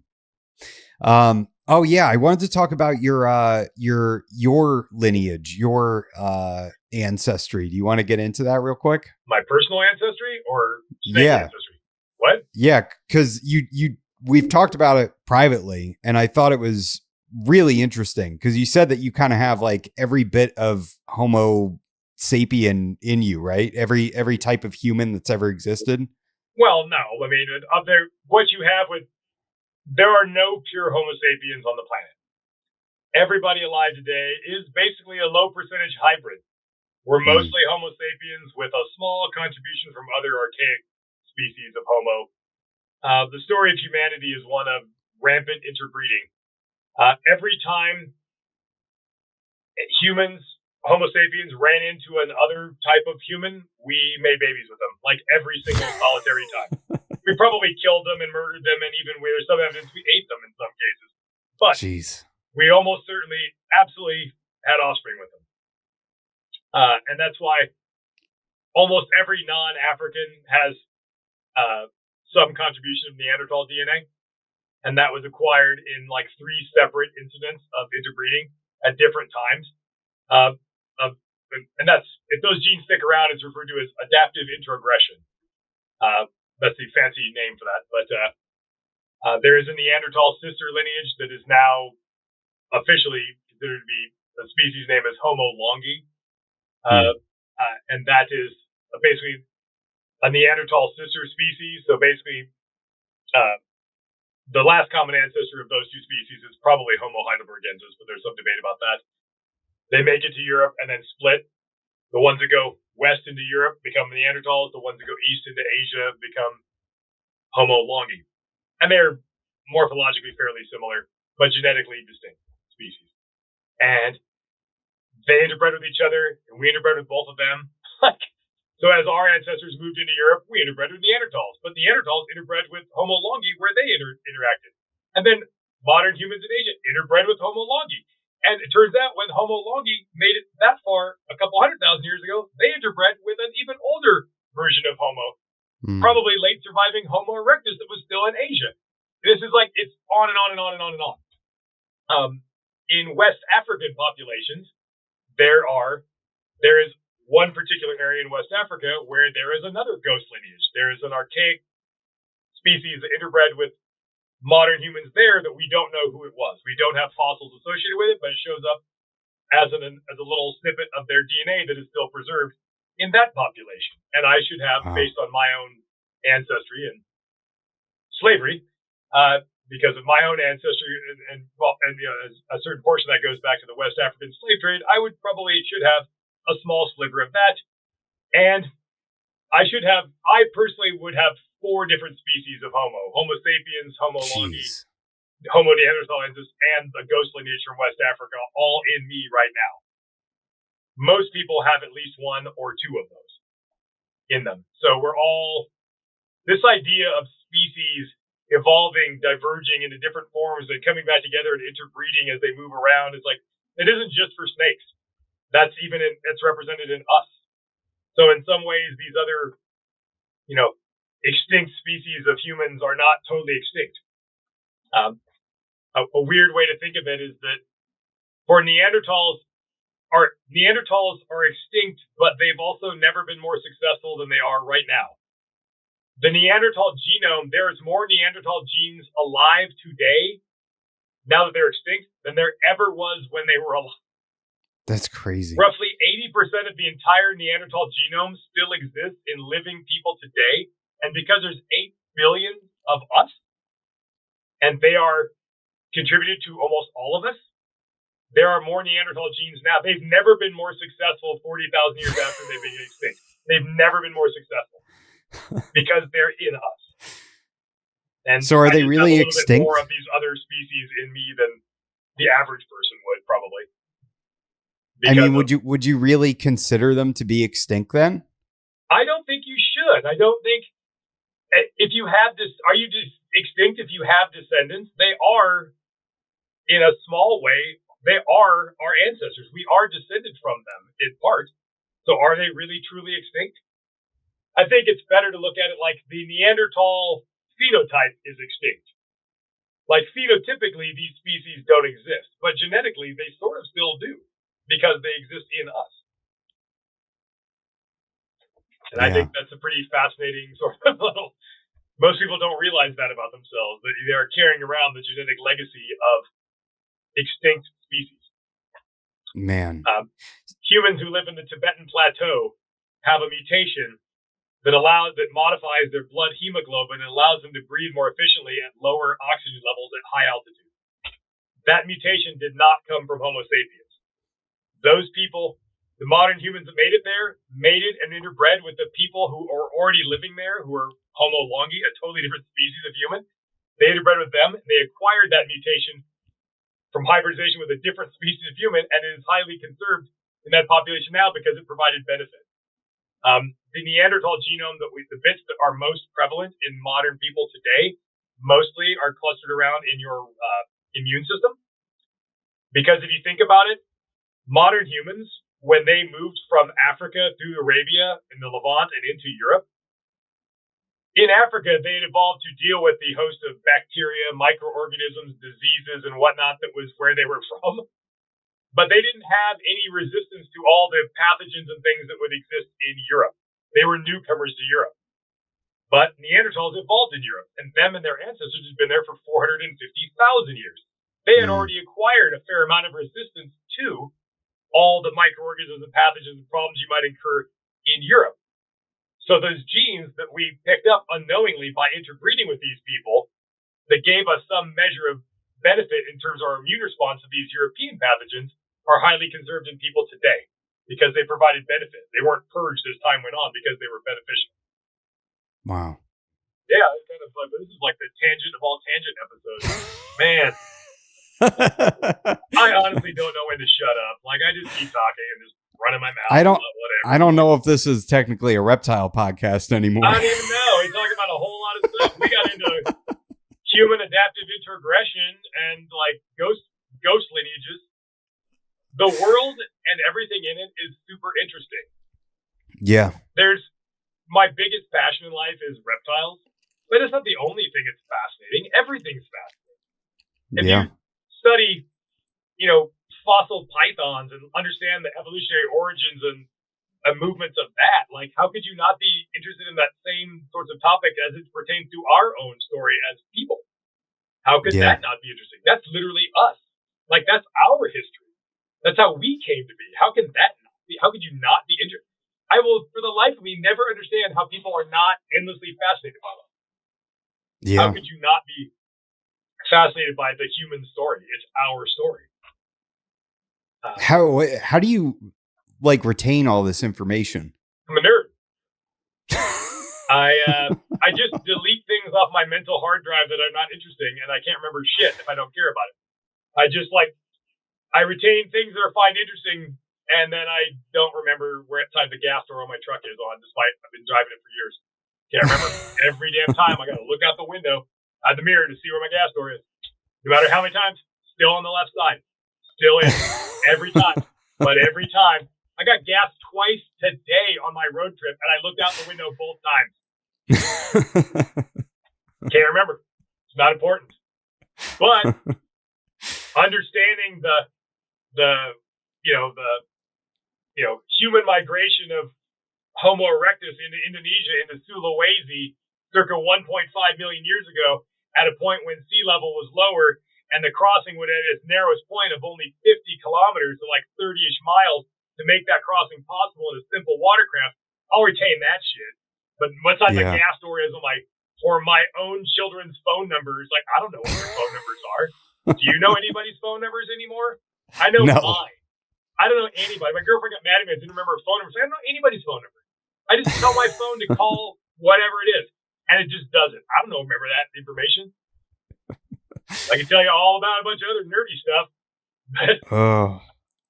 So how many python species do you think you're going to get this year? In total or like new ones? New ones. I'm going to attempt to breed 6 new species I've never bred this year. Hell yeah. There is 0% chance I will achieve all 6 species. 0. One of them I've been trying to breed for 9 consecutive years with no luck. So I'm not holding my breath on that. And this little contest Ryan and I have, it includes species that are not classified officially yet, but we know are species. So the one I've been trying for 9 years is not officially a species, but it's totally a different species. The DNA, we've had the DNA for 22 years. It's obviously, it is a different species. So we're counting it as such. So in our little standings, our little official thing, there's several undescribed species. But they will be described. So right on. So we're kind of hedging on that a bit. But I said earlier, I got 4 species of retics. Only 3 of them have names. But no one's bothered to give a name to the 4th species, even though it's the most genetically distinct of all of them. For whatever reason, the paper that found that they were so genetically distinct and were obviously different species was not a paper that was, their goal was not to describe a new retic species. They were studying like population genetics for the skin trade to see if the skin trade in retic skins was going to adversely affect certain populations. And they sort of stumbled onto these are way different in the Philippines. They're a different species, but they didn't name them, and no one else has come along and done it. Someone will. It's, I would have. So there's some of that. So I'm trying to breed 2 retic species this year at different times since they're non-seasonal. I got to put a little more size on the Bali animals. I'll be trying to breed Jampiensis and Reticulatus this year. I'll try for probably all 3 species of short-tails this year, and Burms this year, and the undescribed Lyaeus this year. So I guess that's 6 or 7 species. I will not. If I got 2 of them, I'll be stoked. Like, sweet. Like, hell yeah. I really want to get the Burms so I can get rid of the Burms. Like, they're too big. And Do you like keeping them though? Like as a snake? It's not that I don't like the Burms. It's just the number. Actually, to house a snake of that size in appropriately sized enclosures, who has enough enclosures for that to have all these things? I have all 4 species of retics.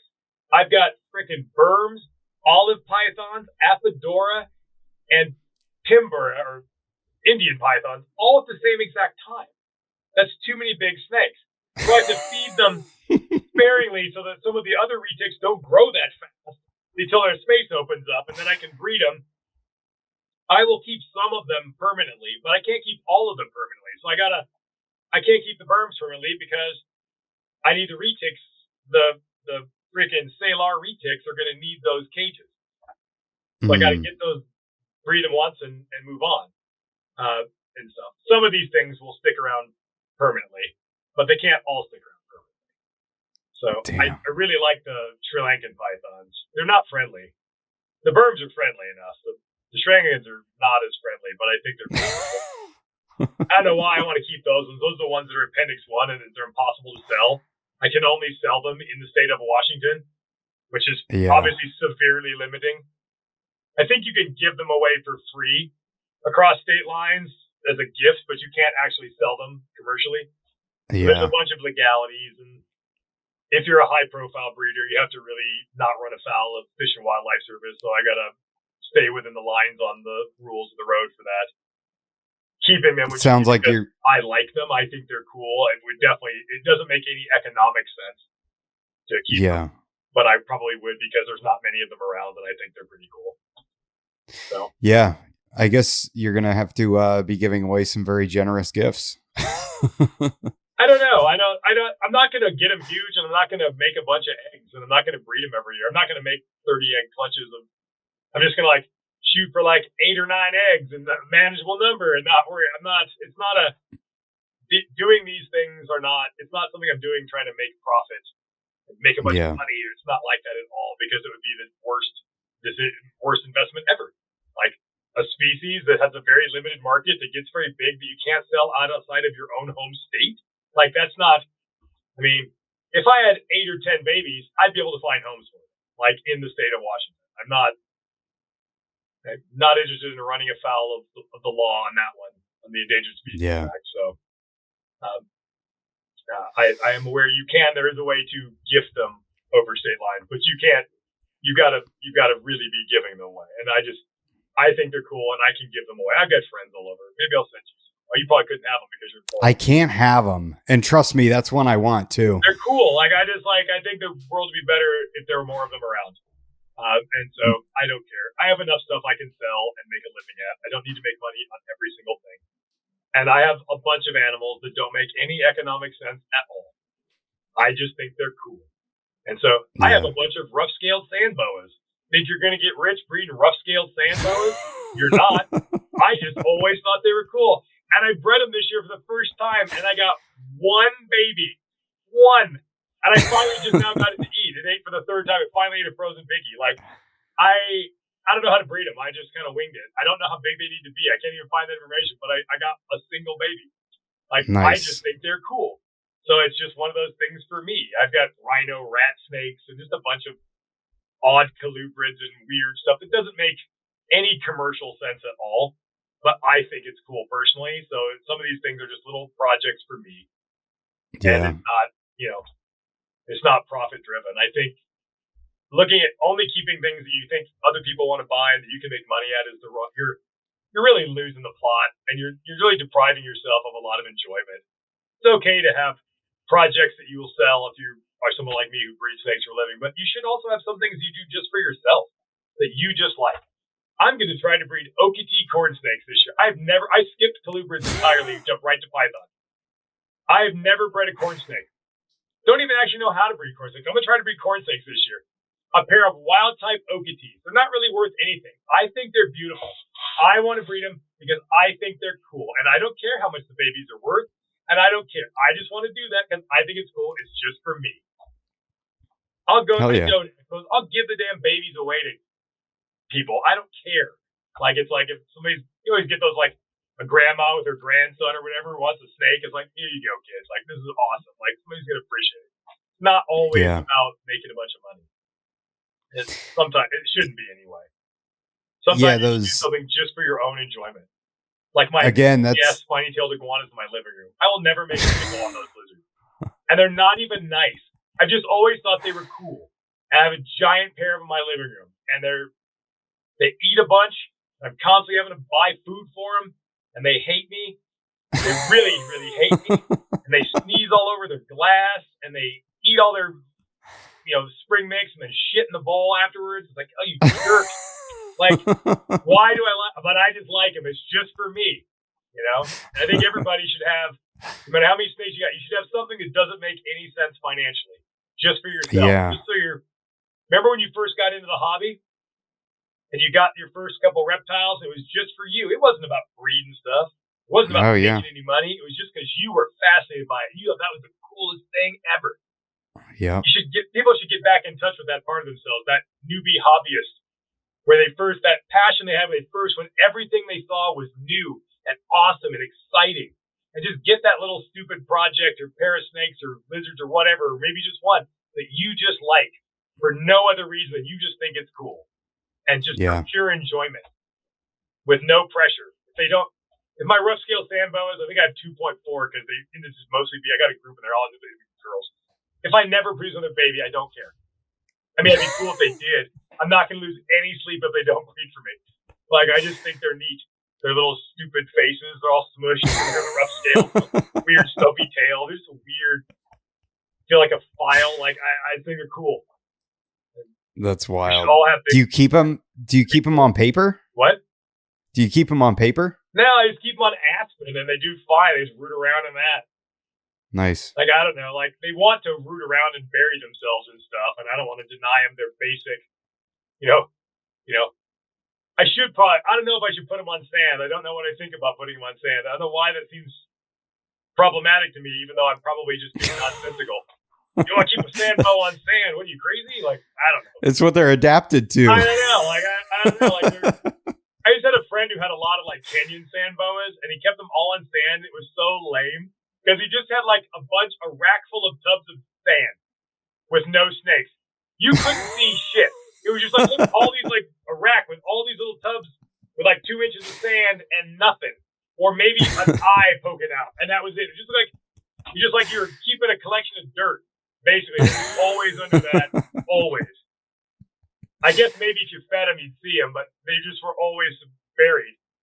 Yeah. These guys are kind of half rooted around I could see them a little more, but I don't know. How big are how big do the Indian pythons get? Indian pythons? Yeah. I had Sri Lankans, which were a subspecies of Indian python, and then somebody did a DNA test on them. They're not the same as the mainland ones, but they're not, in that author's opinion, they were not different enough to be a different subspecies. And Fish and Wildlife decided to side with that person's opinion and then synonymize them. So that's why they were unregulated, and you could, for a lot of years, you could buy them, send them across state lines, no problems, because they weren't Mollerus mollers. They were Mollerus pimbra, and they were not Appendix 1. And then when that paper came out and synonymized them, then they went back technically under Appendix 1, and now you can't send them anywhere. But they got all over the place because of them. So they were, which is kind of screwy, but they're Burmese python-ish size. There's no great difference. They're big. So they're big. But a lot of that big stuff breeds a lot smaller than you think. Most of those big-ass snakes will breed at like 8-9 feet, which is not that big. Like, they don't need... A snake that can get 15 feet long does not need to be 15 feet long and generally breed a lot smaller than that. And my goal is not to populate the earth with giant snakes. Like, I want to breed them I want to hold a big retic egg in my hand once. I don't need to have 40 of them. If I had 6 of them, good enough. Like, I don't need to make a bunch of them. I don't need to make a million of them. I bred those African rock pythons, and the male was maybe 7.5 feet. The female's maybe 8 feet, 8.5 feet. Oh, okay. I mean, she could eat a small guinea pig, but never ate anything much bigger than that. And there's no need. Yeah. Lay the clutch. They don't need to be huge. And what was I going to do? What would I want a 50 egg clutch of rock pythons for? What would I do with 50 of them? It's like, I don't want that. And those big ass snakes, you can't warehouse. Like, if you had if you had 50 children's pythons, you could hang on to them for a long time before it got to be a problem. If you had 50 baby retics, like, are you kidding me? You feed a retic baby, you'd have to start them off in V18 tubs. If you fed them 3 times, they'd be in a CB70. They just look at a mouse and grow. They grow so fast. You can't warehouse them and keep them small. They'll rub their faces off. They're active. Like, you can't just, I don't know what you do if you overproduce big ass retics. Like, you'd have a lot of problems. Like, I have no desire to do that. So, yeah, I think William Philippek is going to be keeping his in rooms, right, in his building. I don't know. William's another one of those guys that's just hitting it out of the park this year. Oh yeah, he's on fire. Pretty good at breeding snakes. He's a good dude. I've known him a long time too. But he's just like, man, coming on strong this year, knocking species out left and right. Me and Ryan have to keep an eye out for him. Jeez. Yeah. Be on the defense, our little stupid 2-person contest, but something's got to motivate you. He's a strong motherfucker too. William? Yeah. He is. I'm a strong motherfucker, but he's like a next level of strong motherfucker beyond that. Like, he's a lot younger than me. Like, if he hurts himself, his body will actually heal. I'm past the point of being broken forever. So I've had to tone it down in my old age. But yeah, he's a beast. He sent me video of him squatting 700 pounds, I think. That makes my back hurt just thinking about that. I couldn't even fathom that. That's insane. My back and knees are shot. I can still bench 400 plus pounds. That's crazy. Even at my age, at 53. But the squats. My days of squats and deadlifts are over. My knees are all shot. My lower back is shot. Not even a chance. I won't even. Nope. Not even gonna try it. These days, I rarely bench much above 3 plates. Just because I'm worried about injury risk, because I'll never heal right. So I just stay at a weight I can comfortably get 6 or 8 reps at, Yeah. Or uncomfortably get it, but not pushing that limit where a pec's going to tear off or something. Ooh, scary. But yeah, he's been crushing it with all these other species and stuff. He got ring pythons and all sorts of cool shit. Breed either. He's I don't want him catching up to me and Ryan. I got to get this party started. Yeah, what else did he produce that was really cool just recently? He finished his year with Angolans. They're not the hardest one, but a lot of people haven't bred Angolan pythons. It's another oddball species. He's doing great. Ryan and I, our little contest, I look back and you don't really realize it, the influence that people have on you, your peers. But I don't think I would be where I'm at in the hobby and my professional career doing this for a living, and he'd probably say the same thing if it wasn't for him. That's awesome. Because you kind of come up together in the hobby and you learn from each other, you discuss stuff. You might have a rivalry from time to time, but you push each other. You force each other to be better. I remember one time, the first time I ever went to Ryan's house, he had this tiny ass apartment. And he had a green tree python, and he built this double cage. It was 2 sides. It was 2 2-foot cubes with a shared wall side by side. And he made it out of white melamine, and I had white melamine cages too. And he had built it with sliding glass doors. And instead of and for the vents, he used gable vents from a house, you put in the soffits of your house, and he used a hole saw and put those so it was all trimmed out real nice. I was so upset and jealous, God damn it. I went home and I made a bunch of cages with sliding glass doors because I didn't know where you could buy the sliding glass door bypass channel to make sliding glass doors. I was still making hinge doors like a caveman or something. And And he did that, like, God damn it. And it pushed me to make better cages. And it's like, and I leveled up because, damn it, he was, I felt like he was ahead of me or something, and I leveled up to what he was doing. And that sort of tit for tat, pushing each other without really realizing that's what you're doing. And I think it pushed us both to be better at what we do over all these long decades now and stuff. So I honestly think that, like, to some extent, any success that I've had, he probably is a part of that. By always pushing me to do better at times and, like, level up my game and everything. So this little contest is just the natural progression of just pushing each other. So that's awesome. But man, all right, man. We'll end it on a positive note. Yeah. There's too much negativity in the hobby lately anyway. Everybody's very doom and gloom. It's like people need to just, like, some aspects probably suck, but remember why you got into this in the first place. Remember what motivated you at the beginning. Remember when you were a hobbyist and it was all awesome, and try to remember that and keep that in mind, because it's still just as awesome. If anything, it's more awesome because you have more things that are available to you. It's like, it's just as awesome as it ever was. So don't surrender to all the negativity and just kind of be a bit more positive and remember why you got into it in the first place. Yeah, I mean, you couldn't have done this 20 years ago. It's, and this is awesome. It's information for other keepers to be able to hear and, absorb. And it's, then other people can become part of the competition, They are. Well, we just talked about Lucas and William. Like, these guys, like me and Ryan are geezers. Like, we're old dudes. Like, we're in the third act of our lives now. Like, I'm gonna keep trudging along, cranking this stuff out for a bit longer, for sure. But, like, we're not up and coming at anything. We're the old dudes now. But if there's an old job, the old guy job, the kind of elder statesman of the hobby, the old dudes with big collections who breed a ton of stuff and write books and do all that, and we're at that now, someone needs to be doing that. And it won't always be us, because we'll be dead at some point. It needs to be people. And it'll be people like Lucas, like William, who are younger, and they've got that fire in them, and they'll be the next wave of old geezers, and they'll be writing the next wave of books, and with the big collections and breeding all the species and doing all this stuff. Because there always needs to be, when I got into the hobby, that was DPI. They were the old heads who had all the snakes, writing all the books and breeding all the stuff. And those are the people I looked up at who inspired me to do what I do.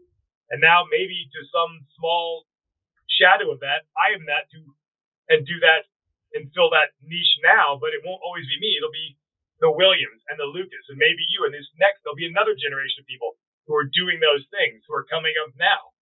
And every generation, you just pay it forward, and they learn from and they carry it on to the next generation. So, you and Ryan need to write a book.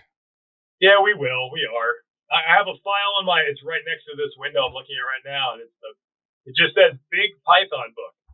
Like, if that's it. And there's a file, a folder that has set of subfolders to drop bits and bobs in it for that. That will happen. But it will be my life's work. It will be my magnum opus. And Ryan's as well. It will not be a small thing. Yeah. It will be, I don't know why I'm telling everybody this, but I'm assuming at this long hour, most people have tuned out. No one will even hear it. Do you know the Ross and Marchek Reproductive Husbandry of Bows and Pythons? Yes. One of the most influential and important books in the history of herpetoculture. And because it inspired an entire generation of keepers, because it had everything in one book. The information is dated. Some of it's inaccurate. The taxonomy is definitely inaccurate. Some of the information is flat out wrong. But it attempted and took the biggest swing for the fences, man. Every species of boa and python all in one big giant thing. And it's literally right there. And I have a hardcover copy and a beat up paperback copy. There's both of them are right there in that bookcase, just off camera. That was a huge influence on me. And no one does that anymore. No one tries that anymore. So we intend to write the be-all, end-all giant book of pythons. Basically like the Ross and Marchek book, but only on python. So more limited in scope, but vastly more detailed. like vastly more detailed. Like, so imagine if you wrote like a 4 or 5 or 600 page book instead of like a 200 page book, and it's covering less than half the species. So not quite to the level of detail like in the last carpet edition, which was just almost overkill. But at a very, very, very high level of resolution, but for literally every species and subspecies and every aspect thereof. Oh my Where you God. pick up a giant, oversized, giant book, and it's everything about pythons that we've ever learned ever in one giant thing. And that's, so there's an outline, a rudimentary understanding of how it will be laid out and how it'll be structured, what we have to start working on and stuff. But I have to finish the Asphodite book before we start. Ryan is actually, there are words on pages, but it's very rudimentary. It's very, very, very, very early stages. Some of these things are, Ryan has written a little bit. I've written a lot. I have things that I wrote for this, that, or the other reason that never saw the light of day. Articles that never got published, never got finished. Things you started writing and then didn't finish. Some of that stuff I was able to finish and rolled it into the last carpet book. There's still other things that are in that. So a lot of that stuff will eventually see the light of day in that. But that's what we'll do. We'll be a million years old when we finish it. That's hilarious. Well, there's so maybe like things. If you include every species of python, but you haven't described every species of python, you run into that. And so there's that problem. So the goal is to start with the most basal the most basal species of python is actually the ball python. That is the most basal python. Really? Is a ball python. And if you look at the taxonomy of like the 3 African species, or 4 African species, it's not going to change. It's pretty well locked in. We're not going to discover some new African python. You can start writing your chapters in Africa and write that stuff. It's not going to change. As you move through mainland Asia, incredibly unlikely that it's going to change. The dynamic between like Sri Lanka and India and Burmese pythons and mainland reticulatus and the short-tailed python, all that stuff is unlikely. You get all the way through Africa and Asia, nothing's going to change. When you get into Indonesia, Papua, and Australia, things, and further afield, things will change.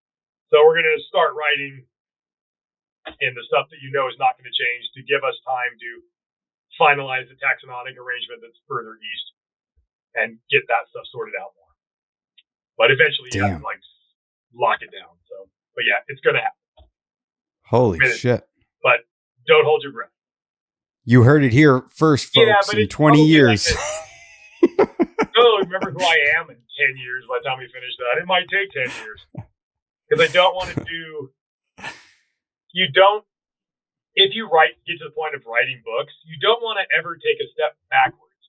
Like there's a linear progression. Like everything you write gets more detailed, not less detailed. It gets more hardcore. It gets more serious.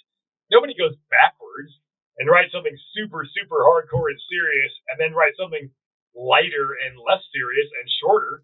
You tend to go the other direction. And so I don't want to go backwards. I don't want to write something minimalist. I feel like I've got to go down this road of extremist sort of hardcore stuff to its logical conclusion. So I don't know. Damn. Yeah. Yeah, that's gonna be a hardcore book. Yeah, books will be extinct. There won't even be such a thing as books by the time we finish it. It'll be like there won't be any publishers. No, it probably won't be. It's kind of. That'll be the thing. Like, oh my god. Yeah, by the time we finish it, books no longer exist. It took too long. Literally, 6,000 years of history of books existing, and we came and just missed it. It